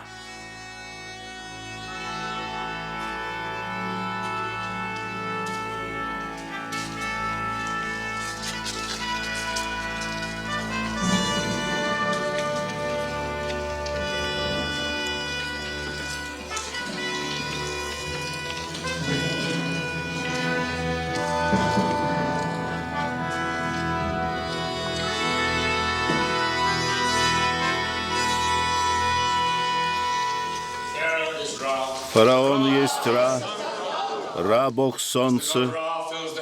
Как Ра озаряет небеса своим светом, так фараон освещает землю. Потифар, боги, кажется, ослепили тебя. Любому видно, что я не излучаю света. Фараону не здоровится. Врач, помоги нашему повелителю. Я нисколько не болен. Умей ты читать знаки, ты бы понял, что у меня тяжело на сердце. Я начинаю сомневаться в твоем умении. Если фараону не может, пусть он расскажет, что его тревожит, и получит ответ. Сны. Сны не дают мне покоя. Мне приснилось, что я стою у реки, и меня переполняет божественная сила. Из реки вышли 7 коров, хороших видом и тучных плотью, и паслись там. Все было точно, как наяву. Но это еще не все. 7 худых, тощих коров вышли из реки и съели 7 тучных коров.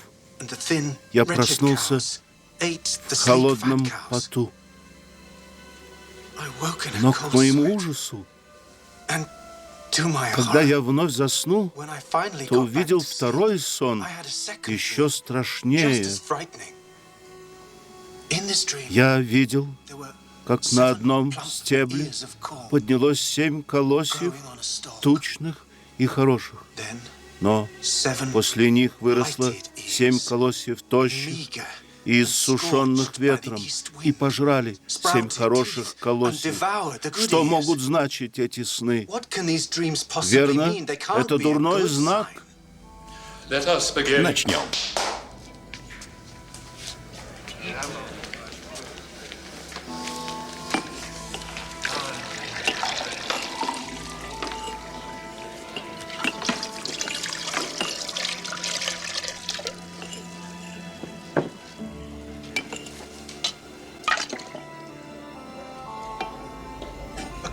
Чашу вина.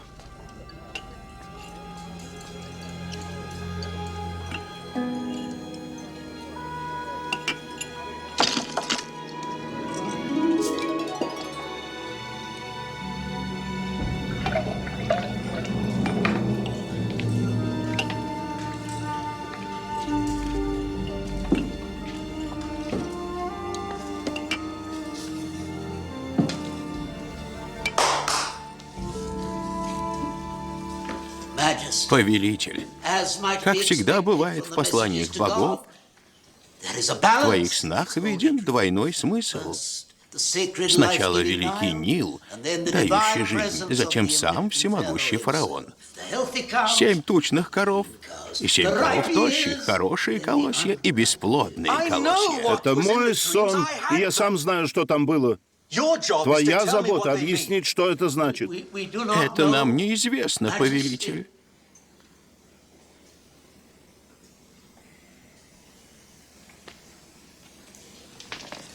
Как ты можешь молчать, если знаешь, что есть человек, способный истолковать сон фараона? Я не смею, господин. Фараон в дурном расположении духа. Я боюсь напомнить ему, что был в немилости. Давай же, не будь глупцом. Я всего лишь скромный виночерпий, господин.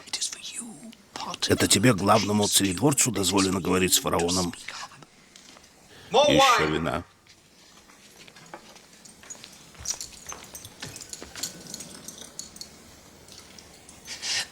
Позволь мне говорить, повелитель. Только так, чтобы другие не слышали.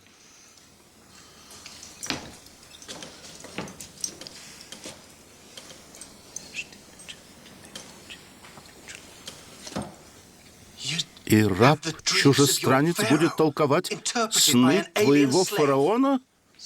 Повелитель, еврей уже толковал сны виночерпия и хлебодара. Он увидел в них волю фараона и верно предсказал его решение.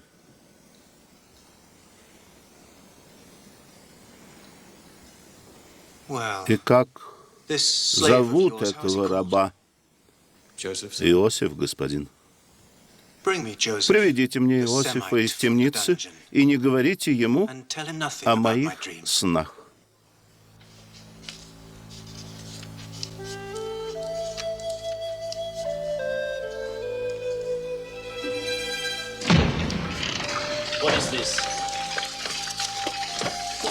Что происходит? Говори, я приказываю. Что вы делаете? Прошу вас. Что я сделал?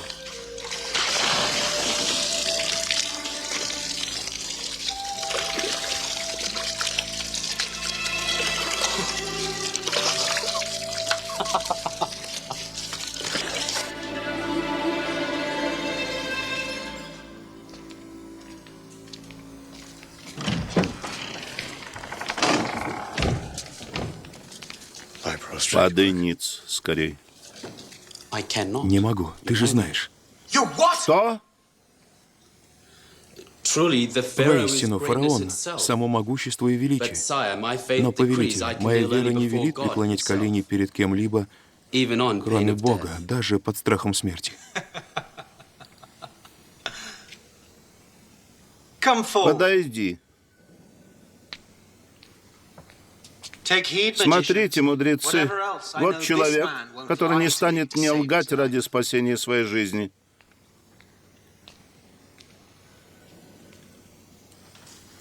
Посмотри на меня.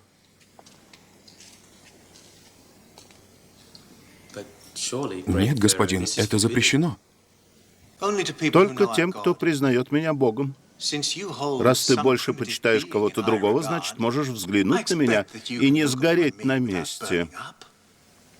Попробуй.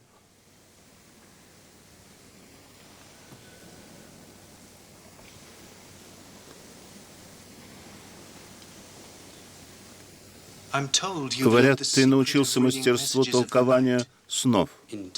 Этому искусству нельзя научиться, господин. Это дар Божий. Остерегись! Еще раз упомянешь этого Бога и отправишься к нему с собственной головой под мышкой. Так ты наделен этим даром? Это мы скоро увидим, господин. От того, что мы увидим, зависит твоя жизнь. Итак, слушай внимательно. В моем сне было 7 тучных коров, которые мирно паслись. Какой красивый юноша. Это верно.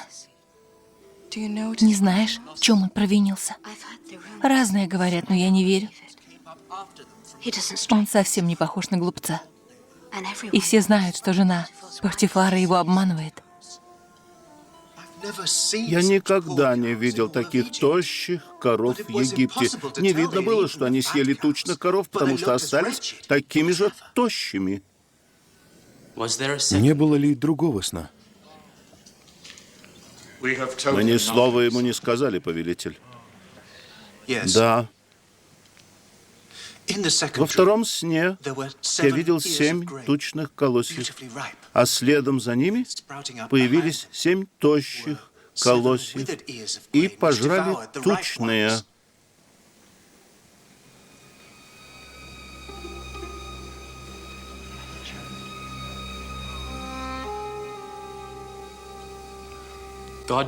Господь открыл фараону свои намерения. Да? Сны фараона говорят об одном. 7 тучных коров и 7 спелых колосьев — это 7 урожайных лет. 7 тощих коров и пустых колосьев — 7 лет нужды. Нас ждет 7 лет голода, господин. Безумие. Безумие. Разве станет мой брат Солнце и сестра Луна посылать мне сны, которые может разобрать лишь раб? Потифар, убери его с глаз моих, верни его в темницу, и пусть останется там, пока я не решу, что с ним делать.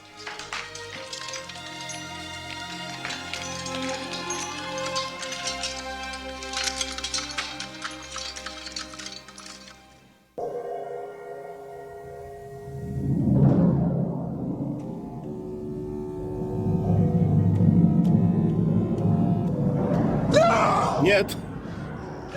Нет.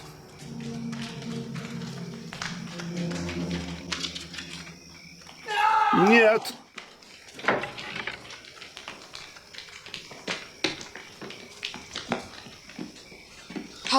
Муж мой, тебя тревожат новые сны? Нет. Тот же самый. Видно, он действительно важный. Я боюсь, жена. Помоги мне. Я? И прогневить тебя? Нет, лучше я промолчу, господин мой. Зато вот Асенева хотела бы... Да. Кажется, знаю. Она покорена этим рабом-чужестранцем. Да, да, от фараона ничего не скроется.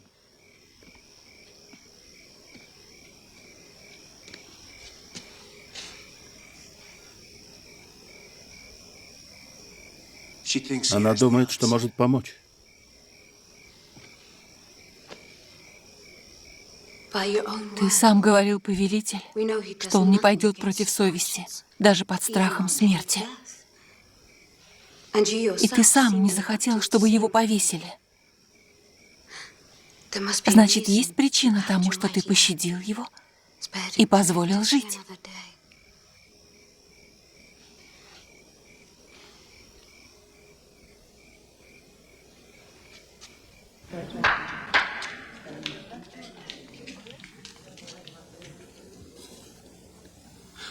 Я много думал над твоим толкованием моих снов. А ты? Да, господин. И? Я считаю, что фараону даровано предупреждение от самого Бога. Если твое толкование правильно, есть ли способ предотвратить бедствие? Да, господин, есть. Какой? Фараон должен избрать мужа мудрого и разумного и поставить его над землей египетской, чтобы он повелел отдавать 5-ю часть всего урожая в запас для тех лет, когда наступит голод. Тогда засуха не будет страшна Египту. Невозможно хранить урожай с 7 лет. Это невозможно. А нет другого способа уберечься от беды? Нет, господин. У нас никогда ничего подобного не делалось. Значит, 5-ю часть урожая нужно отдавать фараону. Да, господин. Пусть и весь Египет получит такой приказ. Для этого понадобится незаурядный человек.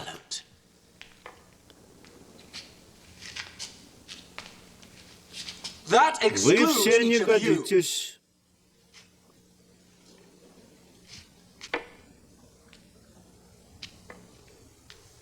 Может быть, Потифар?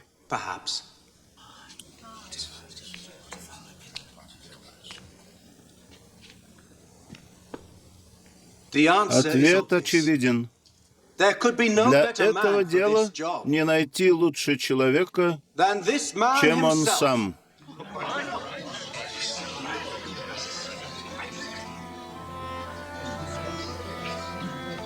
Найдем ли мы другого, в ком был бы Дух Божий?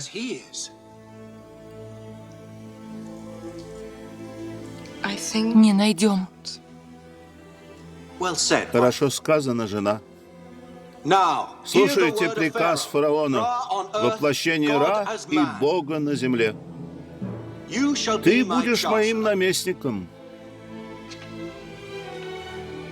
Весь мой народ должен слушаться твоих приказов. Только этот трон ставит меня над тобой. Я ставлю тебя над всей землей египетской. Ты будешь над домом моим и над народом моим. Без тебя никто не двинет ни руки своей, ни ноги во всем Египте. Я нарекаю тебе имя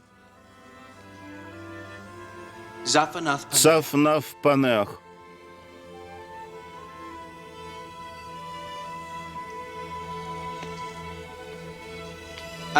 И даю тебе в жены эту женщину.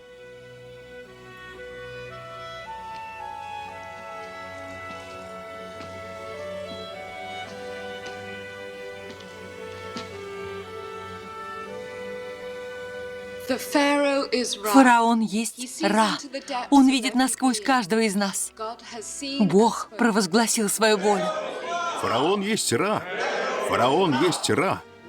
Фараон есть Ра. Теперь твой Бог поставил тебя даже надо мной. Фараон есть Ра. Надеюсь, ты пощадишь меня. Фараон есть Ра. Фараон есть Ра.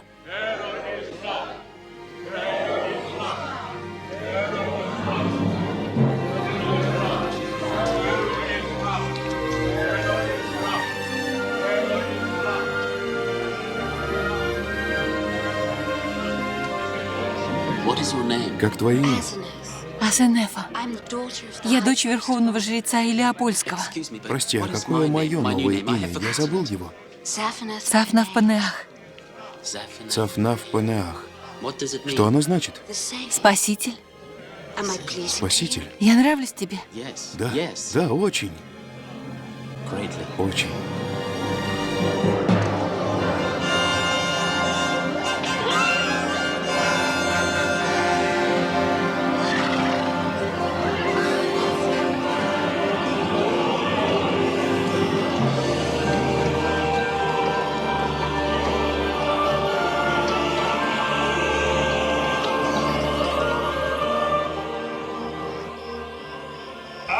Вот перед вами Цафнаф-Панеах.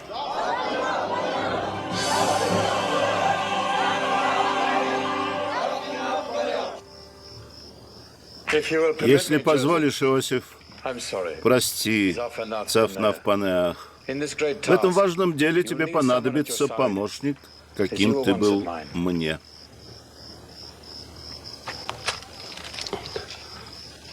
Служить тебе, господин, большая честь для меня. Но грехи мои велики. Поднимись, Эднан. Прощение выше мщения, а доброта сильнее гнева. В чем я убедился сам. Да хранит тебя твой Бог, тебя и весь Египет. От этого зависит моя жизнь. Иди. Иди.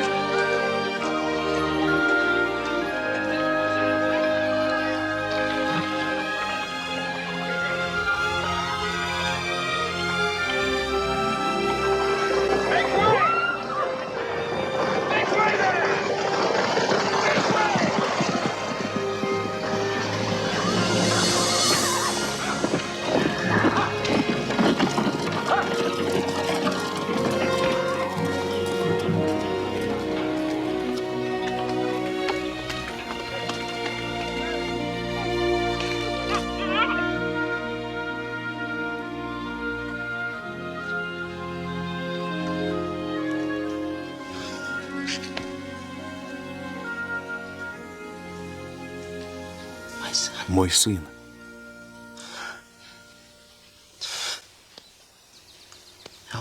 Как ему повезло иметь такую красивую мать.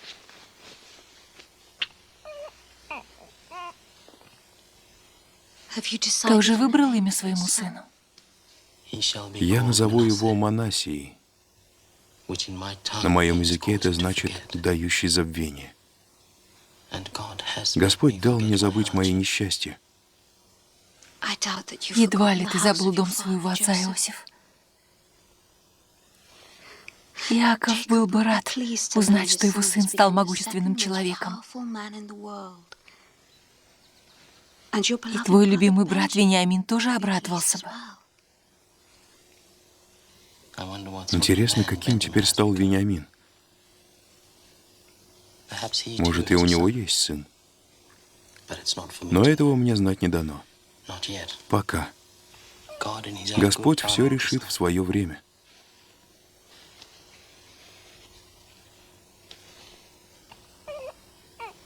Мое место теперь здесь, с тобой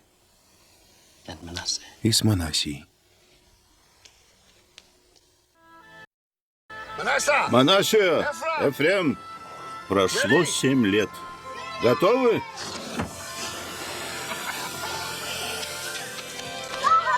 Папа, папа! Манассия, Ефрем, вы должны быть на уроке.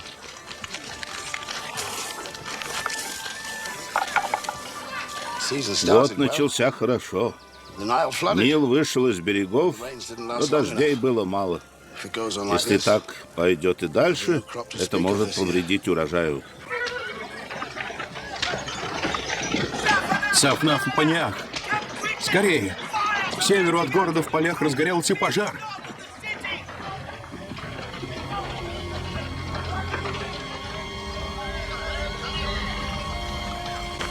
Началось. По слову Божьему.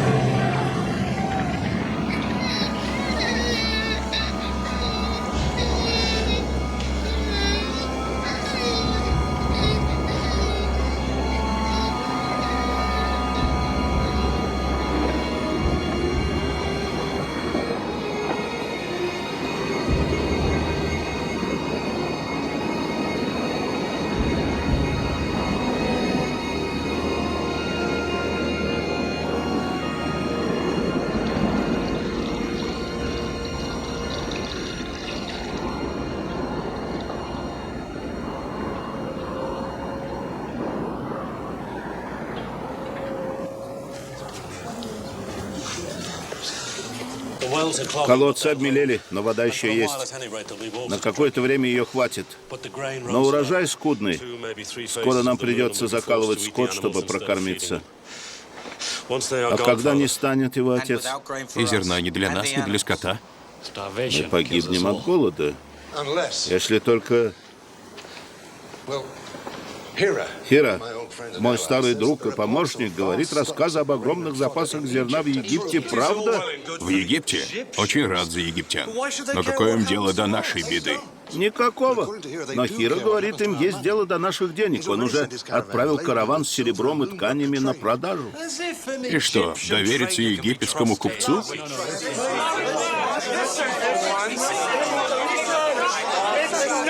Этим заведуют не купцы. Фараон поставил одного человека управлять всеми своими делами. Вся торговля через него. Мы не меняем благополучие на серебро. Но поля-то в Египет не отнесешь, а животные падут, пока доберемся. Лучше пойдем на восток. Ассир, не перебивай. За многие годы наш народ скопил золото и серебро. Я хранил их, веря, что когда-нибудь Господь покажет, как их истратить. Разве есть им лучшее применение? Думаю, нет. Но путь не близкий, а на дорогах полно воров. Поэтому вы все должны идти. Вооружитесь и будьте начеку, и вас никто не тронет. Мы все? А кто останется следить за домом? Если не пойдете, незачем будет следить. Идите все. Кроме Вениамина. Но, отец, Довольно. Ты последняя память о Рахиле. Я не позволю тебе сгинуть, как Иосифу. Готовьте мулов. На закате отправитесь. Идите, я дам вам серебро.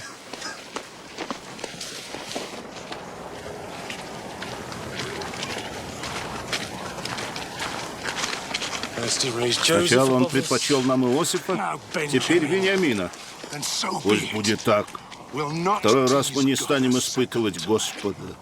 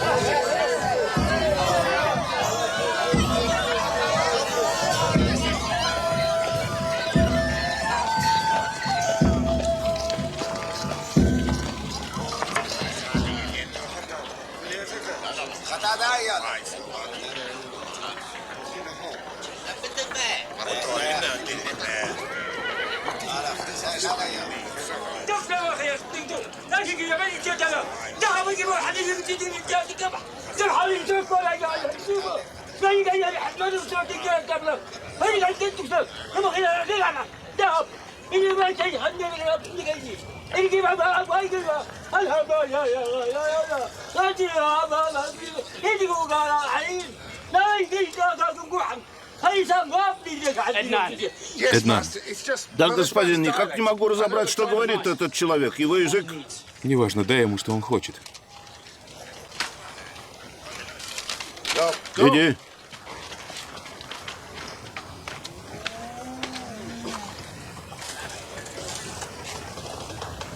Ты нездоров, Цафнавпанеах. Они здесь. Я знаю, это они. Кто? Мои братья.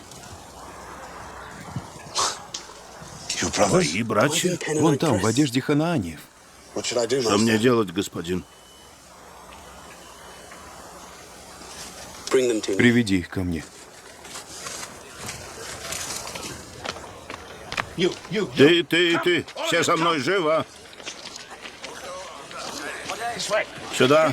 Взять их. Эй, ты и ты, все за мной.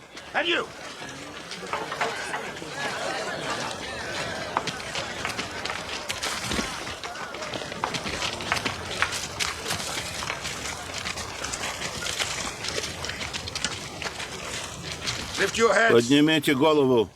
Взгляните на господина вашего.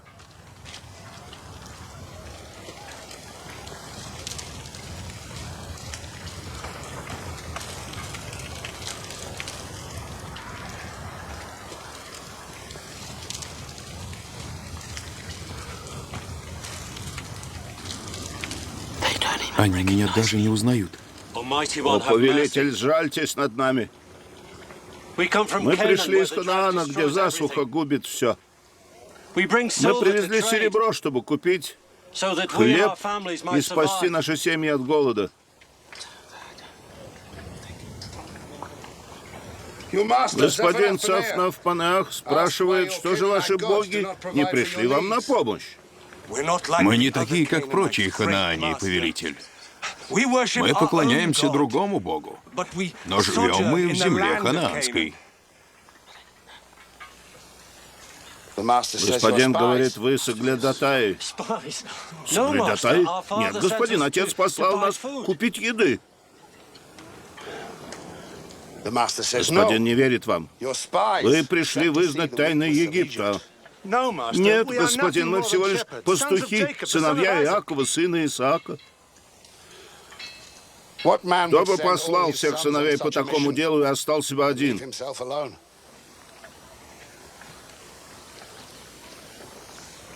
Здесь нет еще одного нашего брата. Последний, младший из нас. Его зовут Вениамин. Он остался с отцом. Ваш отец, верно, счастлив иметь столько сыновей. Так значит, вас всего 11. У нас был еще брат, господин. Его звали Иосифом, но он пропал.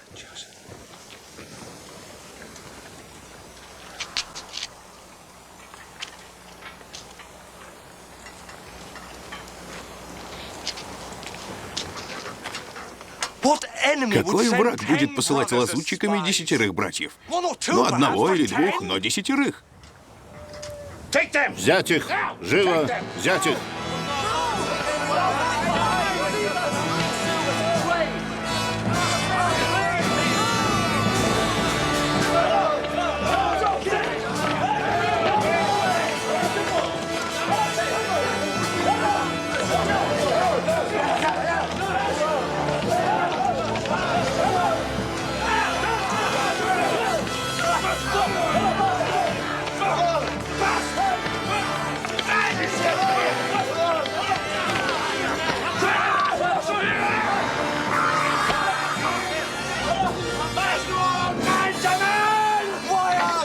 Почему мы? Там стояли сотни людей, обвинили нас. Не будь дураком. Как доказать, что он ошибается? У тебя есть идея, братец? Будь ты повежливый, мы бы здесь не сидели. Ну, одного или двух, но 10. Какой дурак станет такое говорить? Хватит, хватит. Споры нас отсюда не выведут. Что же тогда? Ничто, а кто? Бог? Так это его наказание за то, что мы сделали. Опять ты за свое. Теперь мы знаем, каково было Иосифу, когда мы его бросили в яму. Не совсем мы вместе, а вы бросили его одного. Вы? Нет, мы. Мы бросили его в яму. Все вместе. Что толку опять вспоминать? 20 лет ты говоришь об этом. Что сделано, то сделано. Одно с другим никак не связано. Ты уверен, брат? Больше ты об этом не заговоришь. Дай, она моя. Нет, я ее нашел. Я. Манасия, Ефрем.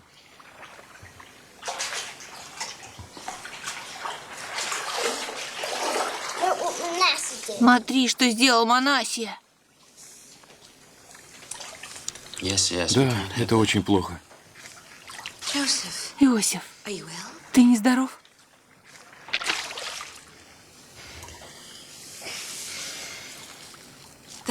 Тогда что случилось? Сегодня я видел братьев.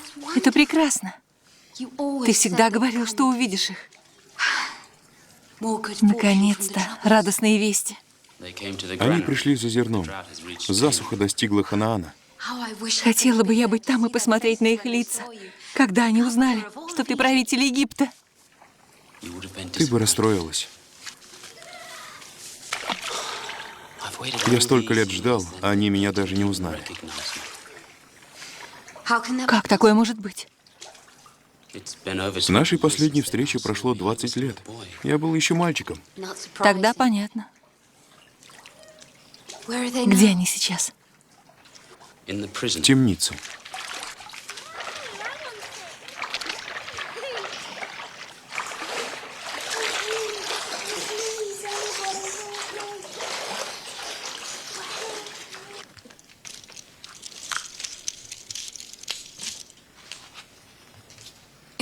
В темнице? Почему? Мой гнев одержал верх над жалостью.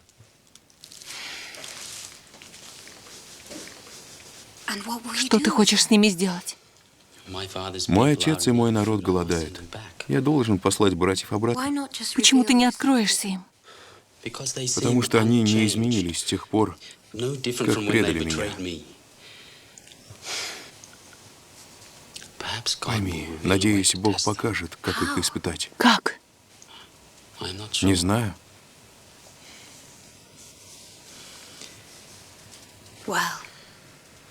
Я хочу увидеть людей, которым я обязана своим счастьем.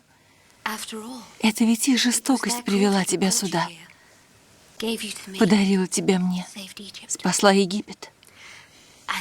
Благодаря им появились наши дети. Странные у тебя мысли. Но я не уверен, что Бог готов простить им это. Бог или ты?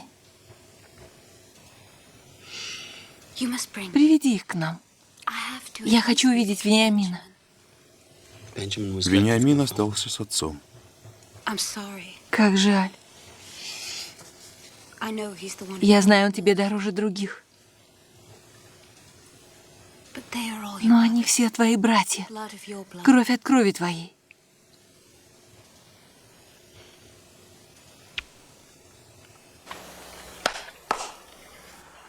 Господин Сафнафпанеах позволяет вам купить зерно, чтобы накормить народ. В этих мешках все, что вам нужно. Но обвинения с вас не сняты. В доказательство того, что вы не соглядатаи и не лжецы, мы хотим увидеть вашего брата. Господин Сафнафпанеах милосерден к вам. Поэтому он оставит лишь одного из вас. Его отпустят, когда остальные вернутся с младшим братом. Ты хочешь, чтобы мы вернулись к отцу, а потом снова пришли в Египет? Да, с вашим братом. Вот этот останется у нас. Нет, нет, нет! Идите.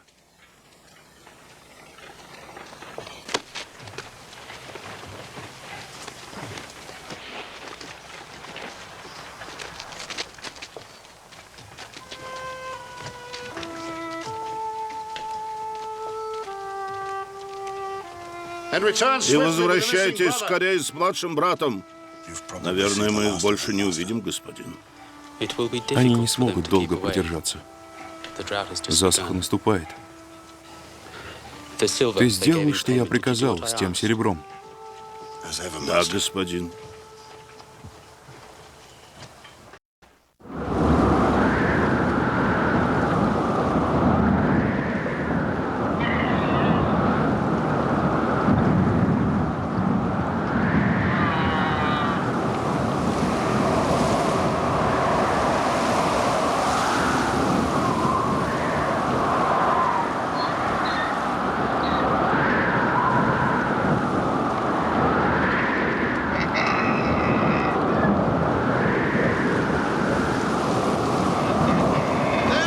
Хоть вода здесь есть. Переночуем здесь. Исахар! Исахар! Открой мешок! Накорми скотину!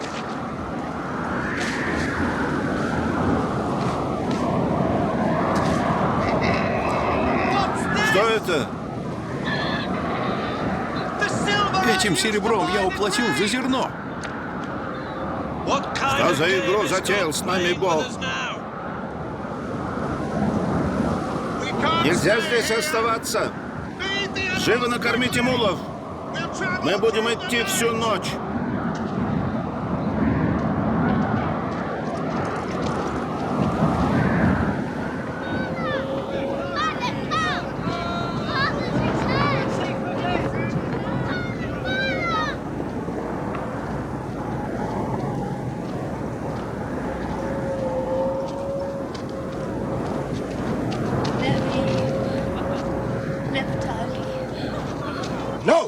Нет, он поверит, если только мы приведем Вениамина. И тогда он отпустит Симеона. А потом он обещал, что мы сможем свободно торговать в Египте, а там лучшего зерна в достатке. И это все, чего просит египтянин? Отдать младшего сына? Что еще вы мне расскажете? Что это? Серебро, что мы отдали за зерно. Откуда оно здесь? Мы не знаем, отец. Должно быть Бог. Думайте, что говорите перед лицом Господа. Благословенное имя Его. Благословенное имя Его. Зачем вы сказали тому человеку, что у меня есть еще сын? Сначала Иосиф, потом Симеон. И вы решили, что я отдам ему Вениамина? Так слушайте, этого не будет. Я не позволю Вениамину идти с вами никогда. Никогда. Но отец Симеон гниет в египетской тюрьме как преступник. А если Вениамина ждет та же участь, или этот египтянин казнит вас всех? Отец, может мне пойти? Замолчи, тебя не спрашивают. Отец, я не могу бросить там Симеона. Позволь мне сделать, что просит египтянин. Если мы не вернемся, убей двух моих сыновей. Отлично придумано, Руви. Если я потеряю Вениамина, то могу перерезать всю свою семью. Это и есть твой план. Слушайте меня. Он единственный сын Рахили. Я не отдам вам его. Идите, займитесь своими делами и молитесь. Молитесь, чтобы хлеба, что вы купили, хватило до конца засухи.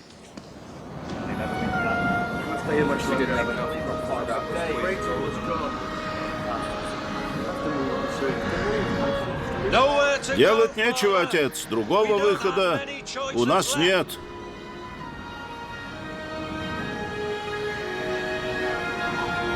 Вы знаете, что я об этом думаю, и говорить об этом не желаю.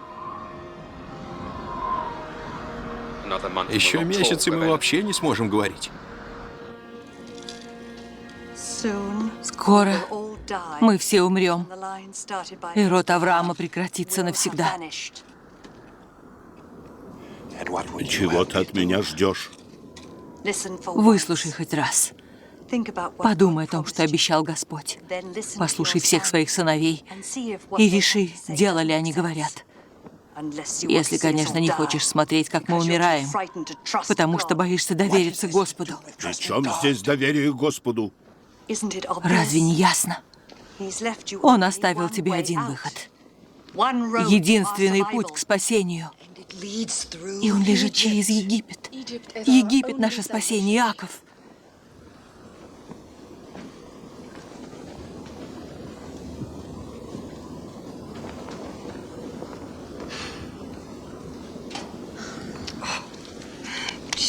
Иаков, идем.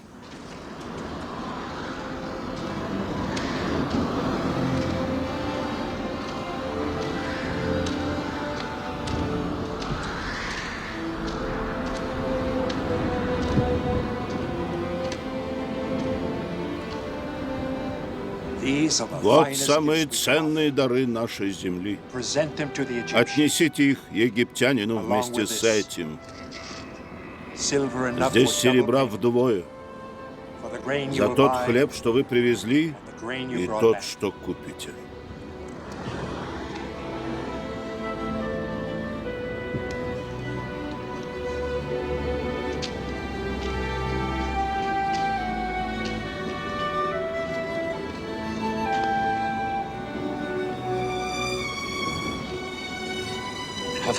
Не тревожься, отец. Все будет хорошо. Я знаю. Да хранит тебя Господь в пути и вернет мне тебя невредимым.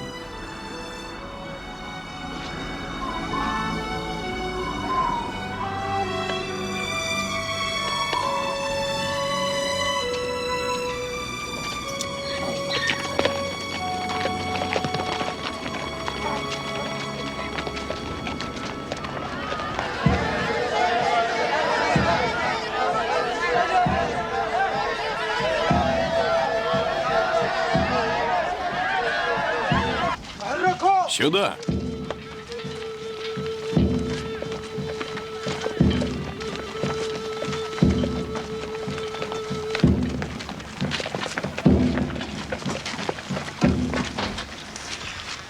Почему нас привели в дом правителя?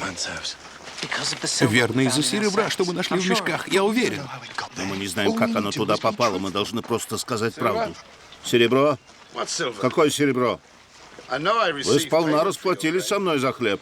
Но мы же нашли его в мешках. Вот, мы принесли двойную плату. Вы нам ничего не должны. То, что вы нашли, верно, дар от вашего Бога. Господин, наш брат Симеон, здоров ли? То есть жив ли он?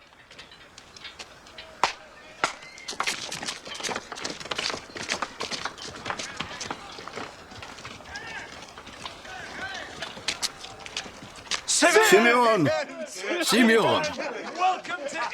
Добро пожаловать в Египет! Так ты цел. Где ты взял такую одежду? Какая богатая. Тебя хорошо кормили? На все вопросы ответ «да».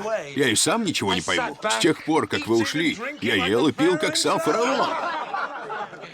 Идемте. Вам нужно помыться, прежде чем сесть за стол с господином.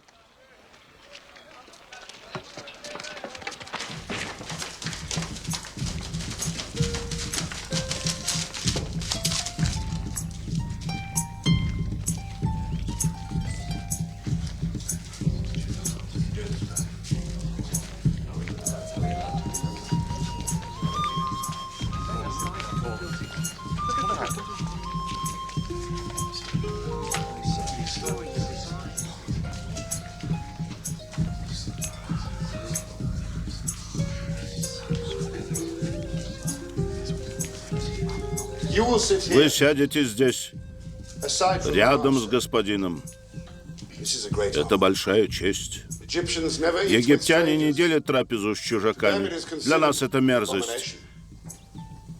Сядете в таком порядке, как я велю, прошу.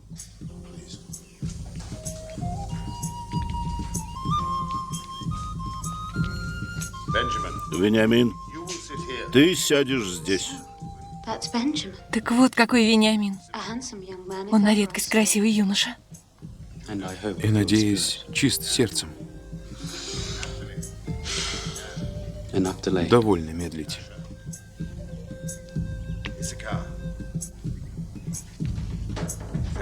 Асир, Иссахар, Завулон. Цафнав Панеах, ведущий нас по дороге жизни.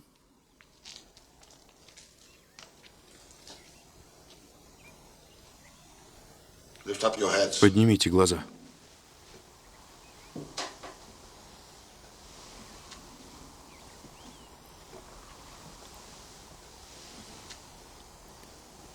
Господин спрашивает, здоров ли ваш отец.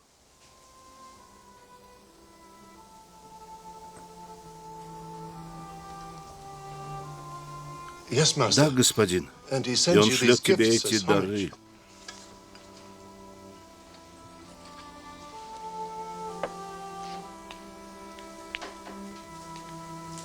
Так это и есть ваш младший брат?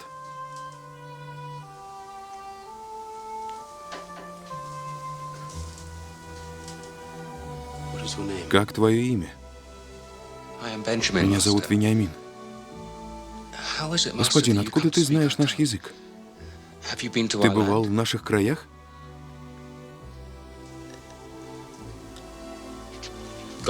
Благослови тебя Господь, сын мой.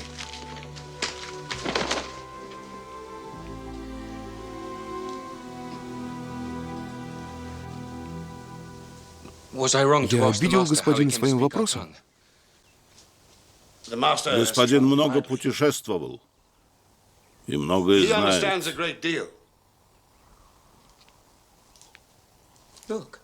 Смотрите, мы все сидим по старшинству, как родились. Рувим, Симеон, Левий, Иуда, Дан, Нефалим, Гад и Асир, Иссахар, Завулон и, наконец, я. Я увидел порядок вашего рождения в волшебной чаше.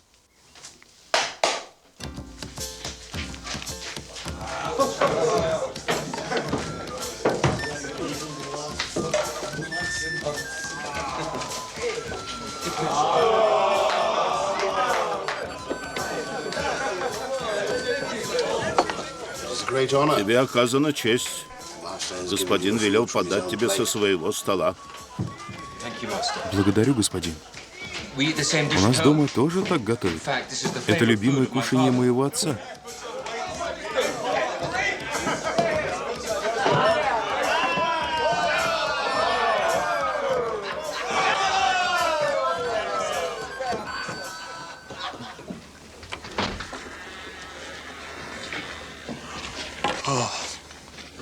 А я бы еще часок поспал. Я не понимаю. Вчера он был так любезен, а сегодня велел разбудить ни свет ни заря и отправляться в путь. Смотрите, наши мулы уже навьючены.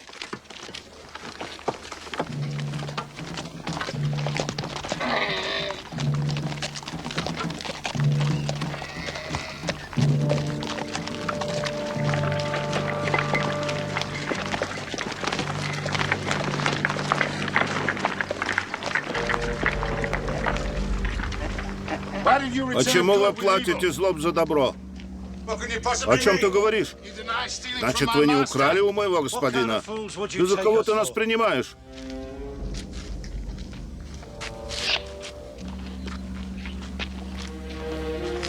Так.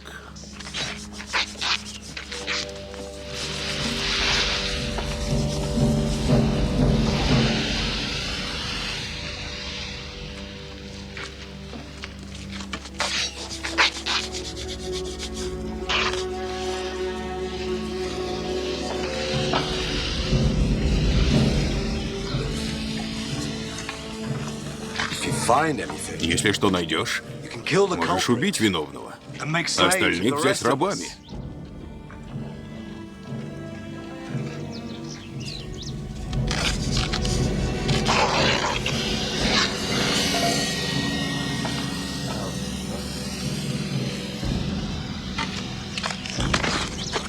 Что ты наделал, дурак? Ты что, разума лишился?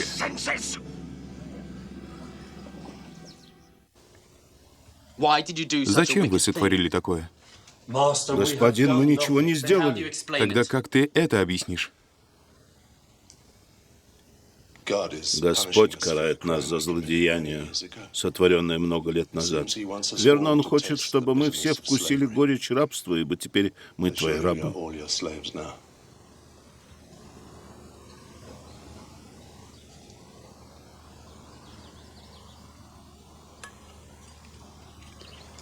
Я не жду мщения. Можете вернуться к отцу. Останется лишь Вениамин. Нет, Ты смеешь поднимать на меня голос? Людей казнили и за меньше. прости меня, господин, но это невозможно. Я не понимаю смысла этого странного происшествия.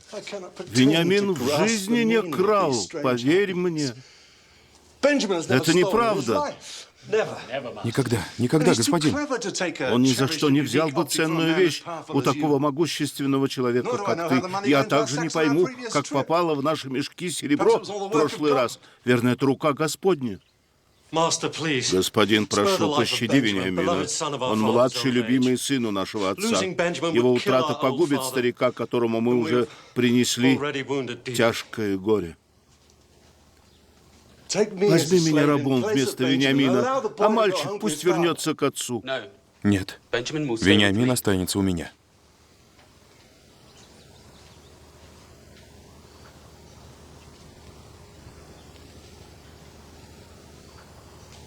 Нет.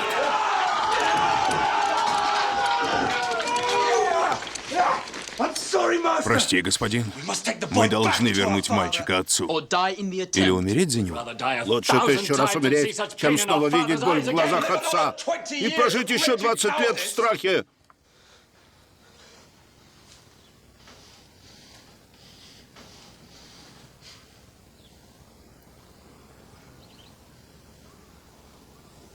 Нет, господин.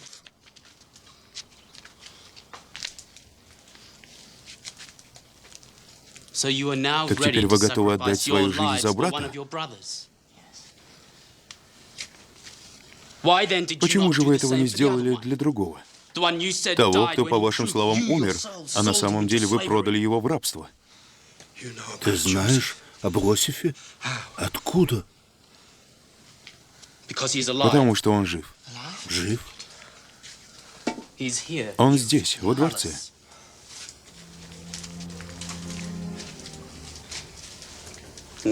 Он в этой комнате.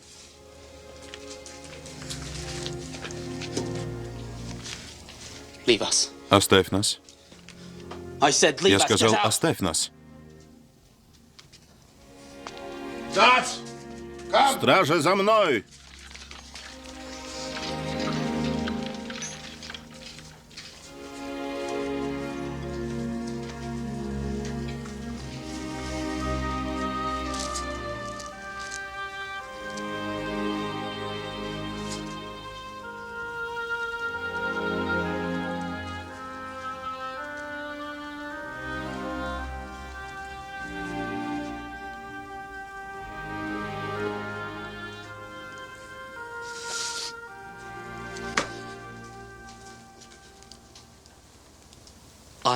Я Иосиф.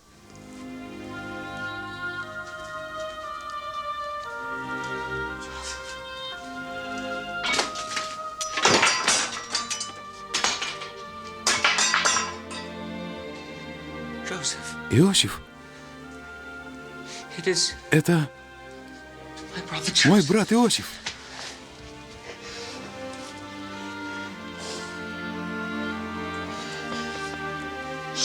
Да, это я.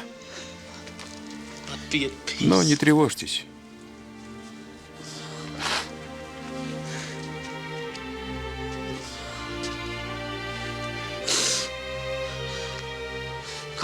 Подойдите. Не бойтесь, я не трону вас. Кто я такой, чтобы вершить суд? Не мне вас наказывать.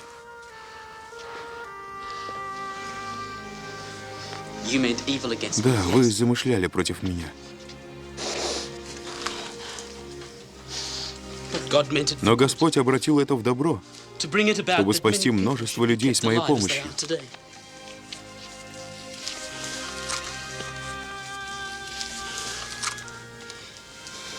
Не бойтесь. Я позабочусь о вас и о ваших семьях, в особенности об отце.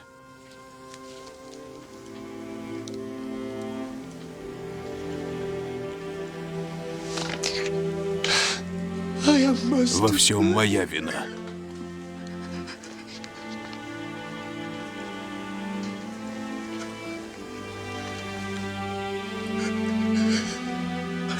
Я знаю, что заслужил смерть.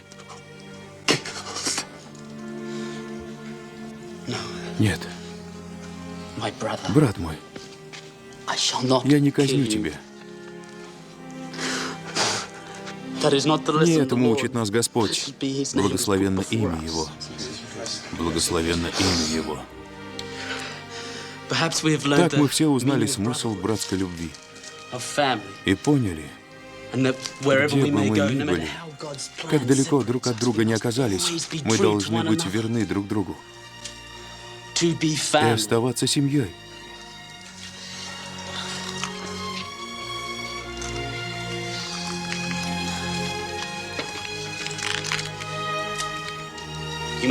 Приведите ко мне отца. Скажите ему, чего я достиг в Египте, и пусть ваши семьи придут сюда. Я хочу, чтобы вы жили подле меня в Гесеме и не нуждались бы ни в чем, пока не кончится засуха. Я говорил с фараоном. Все приготовлено. Придите ко мне. Придите. Я ваш брат. Я Иосиф.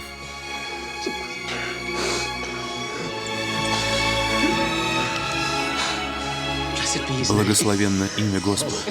Благословенно имя Господа.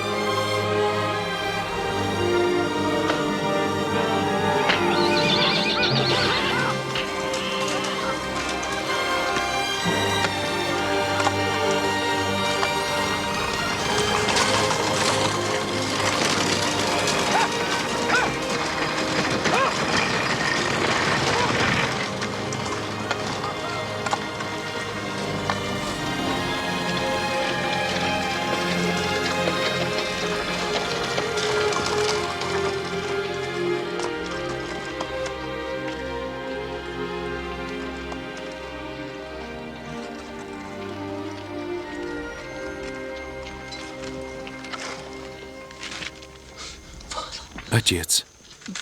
Отец. Truly, this is Да, my это мой Joseph, сын, my son, мой Иосиф, my son. сын мой.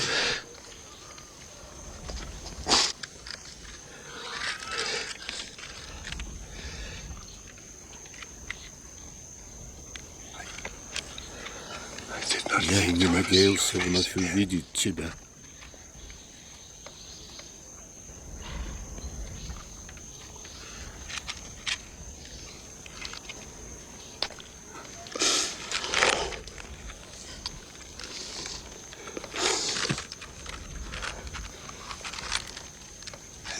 А это, I see to be верно, my мои grandchildren. внуки.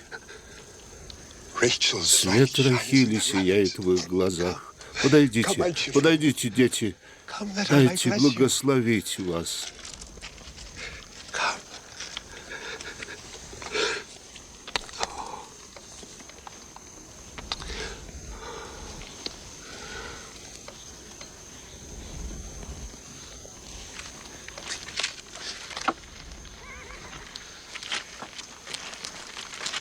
I'm indeed Как я blessed that счастлив, I что again снова have you in my увидел arms тебя and laid и eyes upon взглянул your на son. твоих сыновей. Now truly, Теперь я могу спокойно умереть. Мы больше не станем говорить о смерти, отец. then God Да will it. услышит тебя Господь. And then you Ты will take me поведешь back to меня Canaan, обратно в Канаан, the land God в землю, promised которую Abraham. Бог обещал Аврааму. And it will be as the Lord И сбудется promised. обетование Господа, Our и descendants shall be known потомство as мое Israel, назовется Израилем, and will be и a multitude of множество народов nations. произойдет из Each него. brother unto Из него himself, выйдут колена a tribe of Израиля. Israel.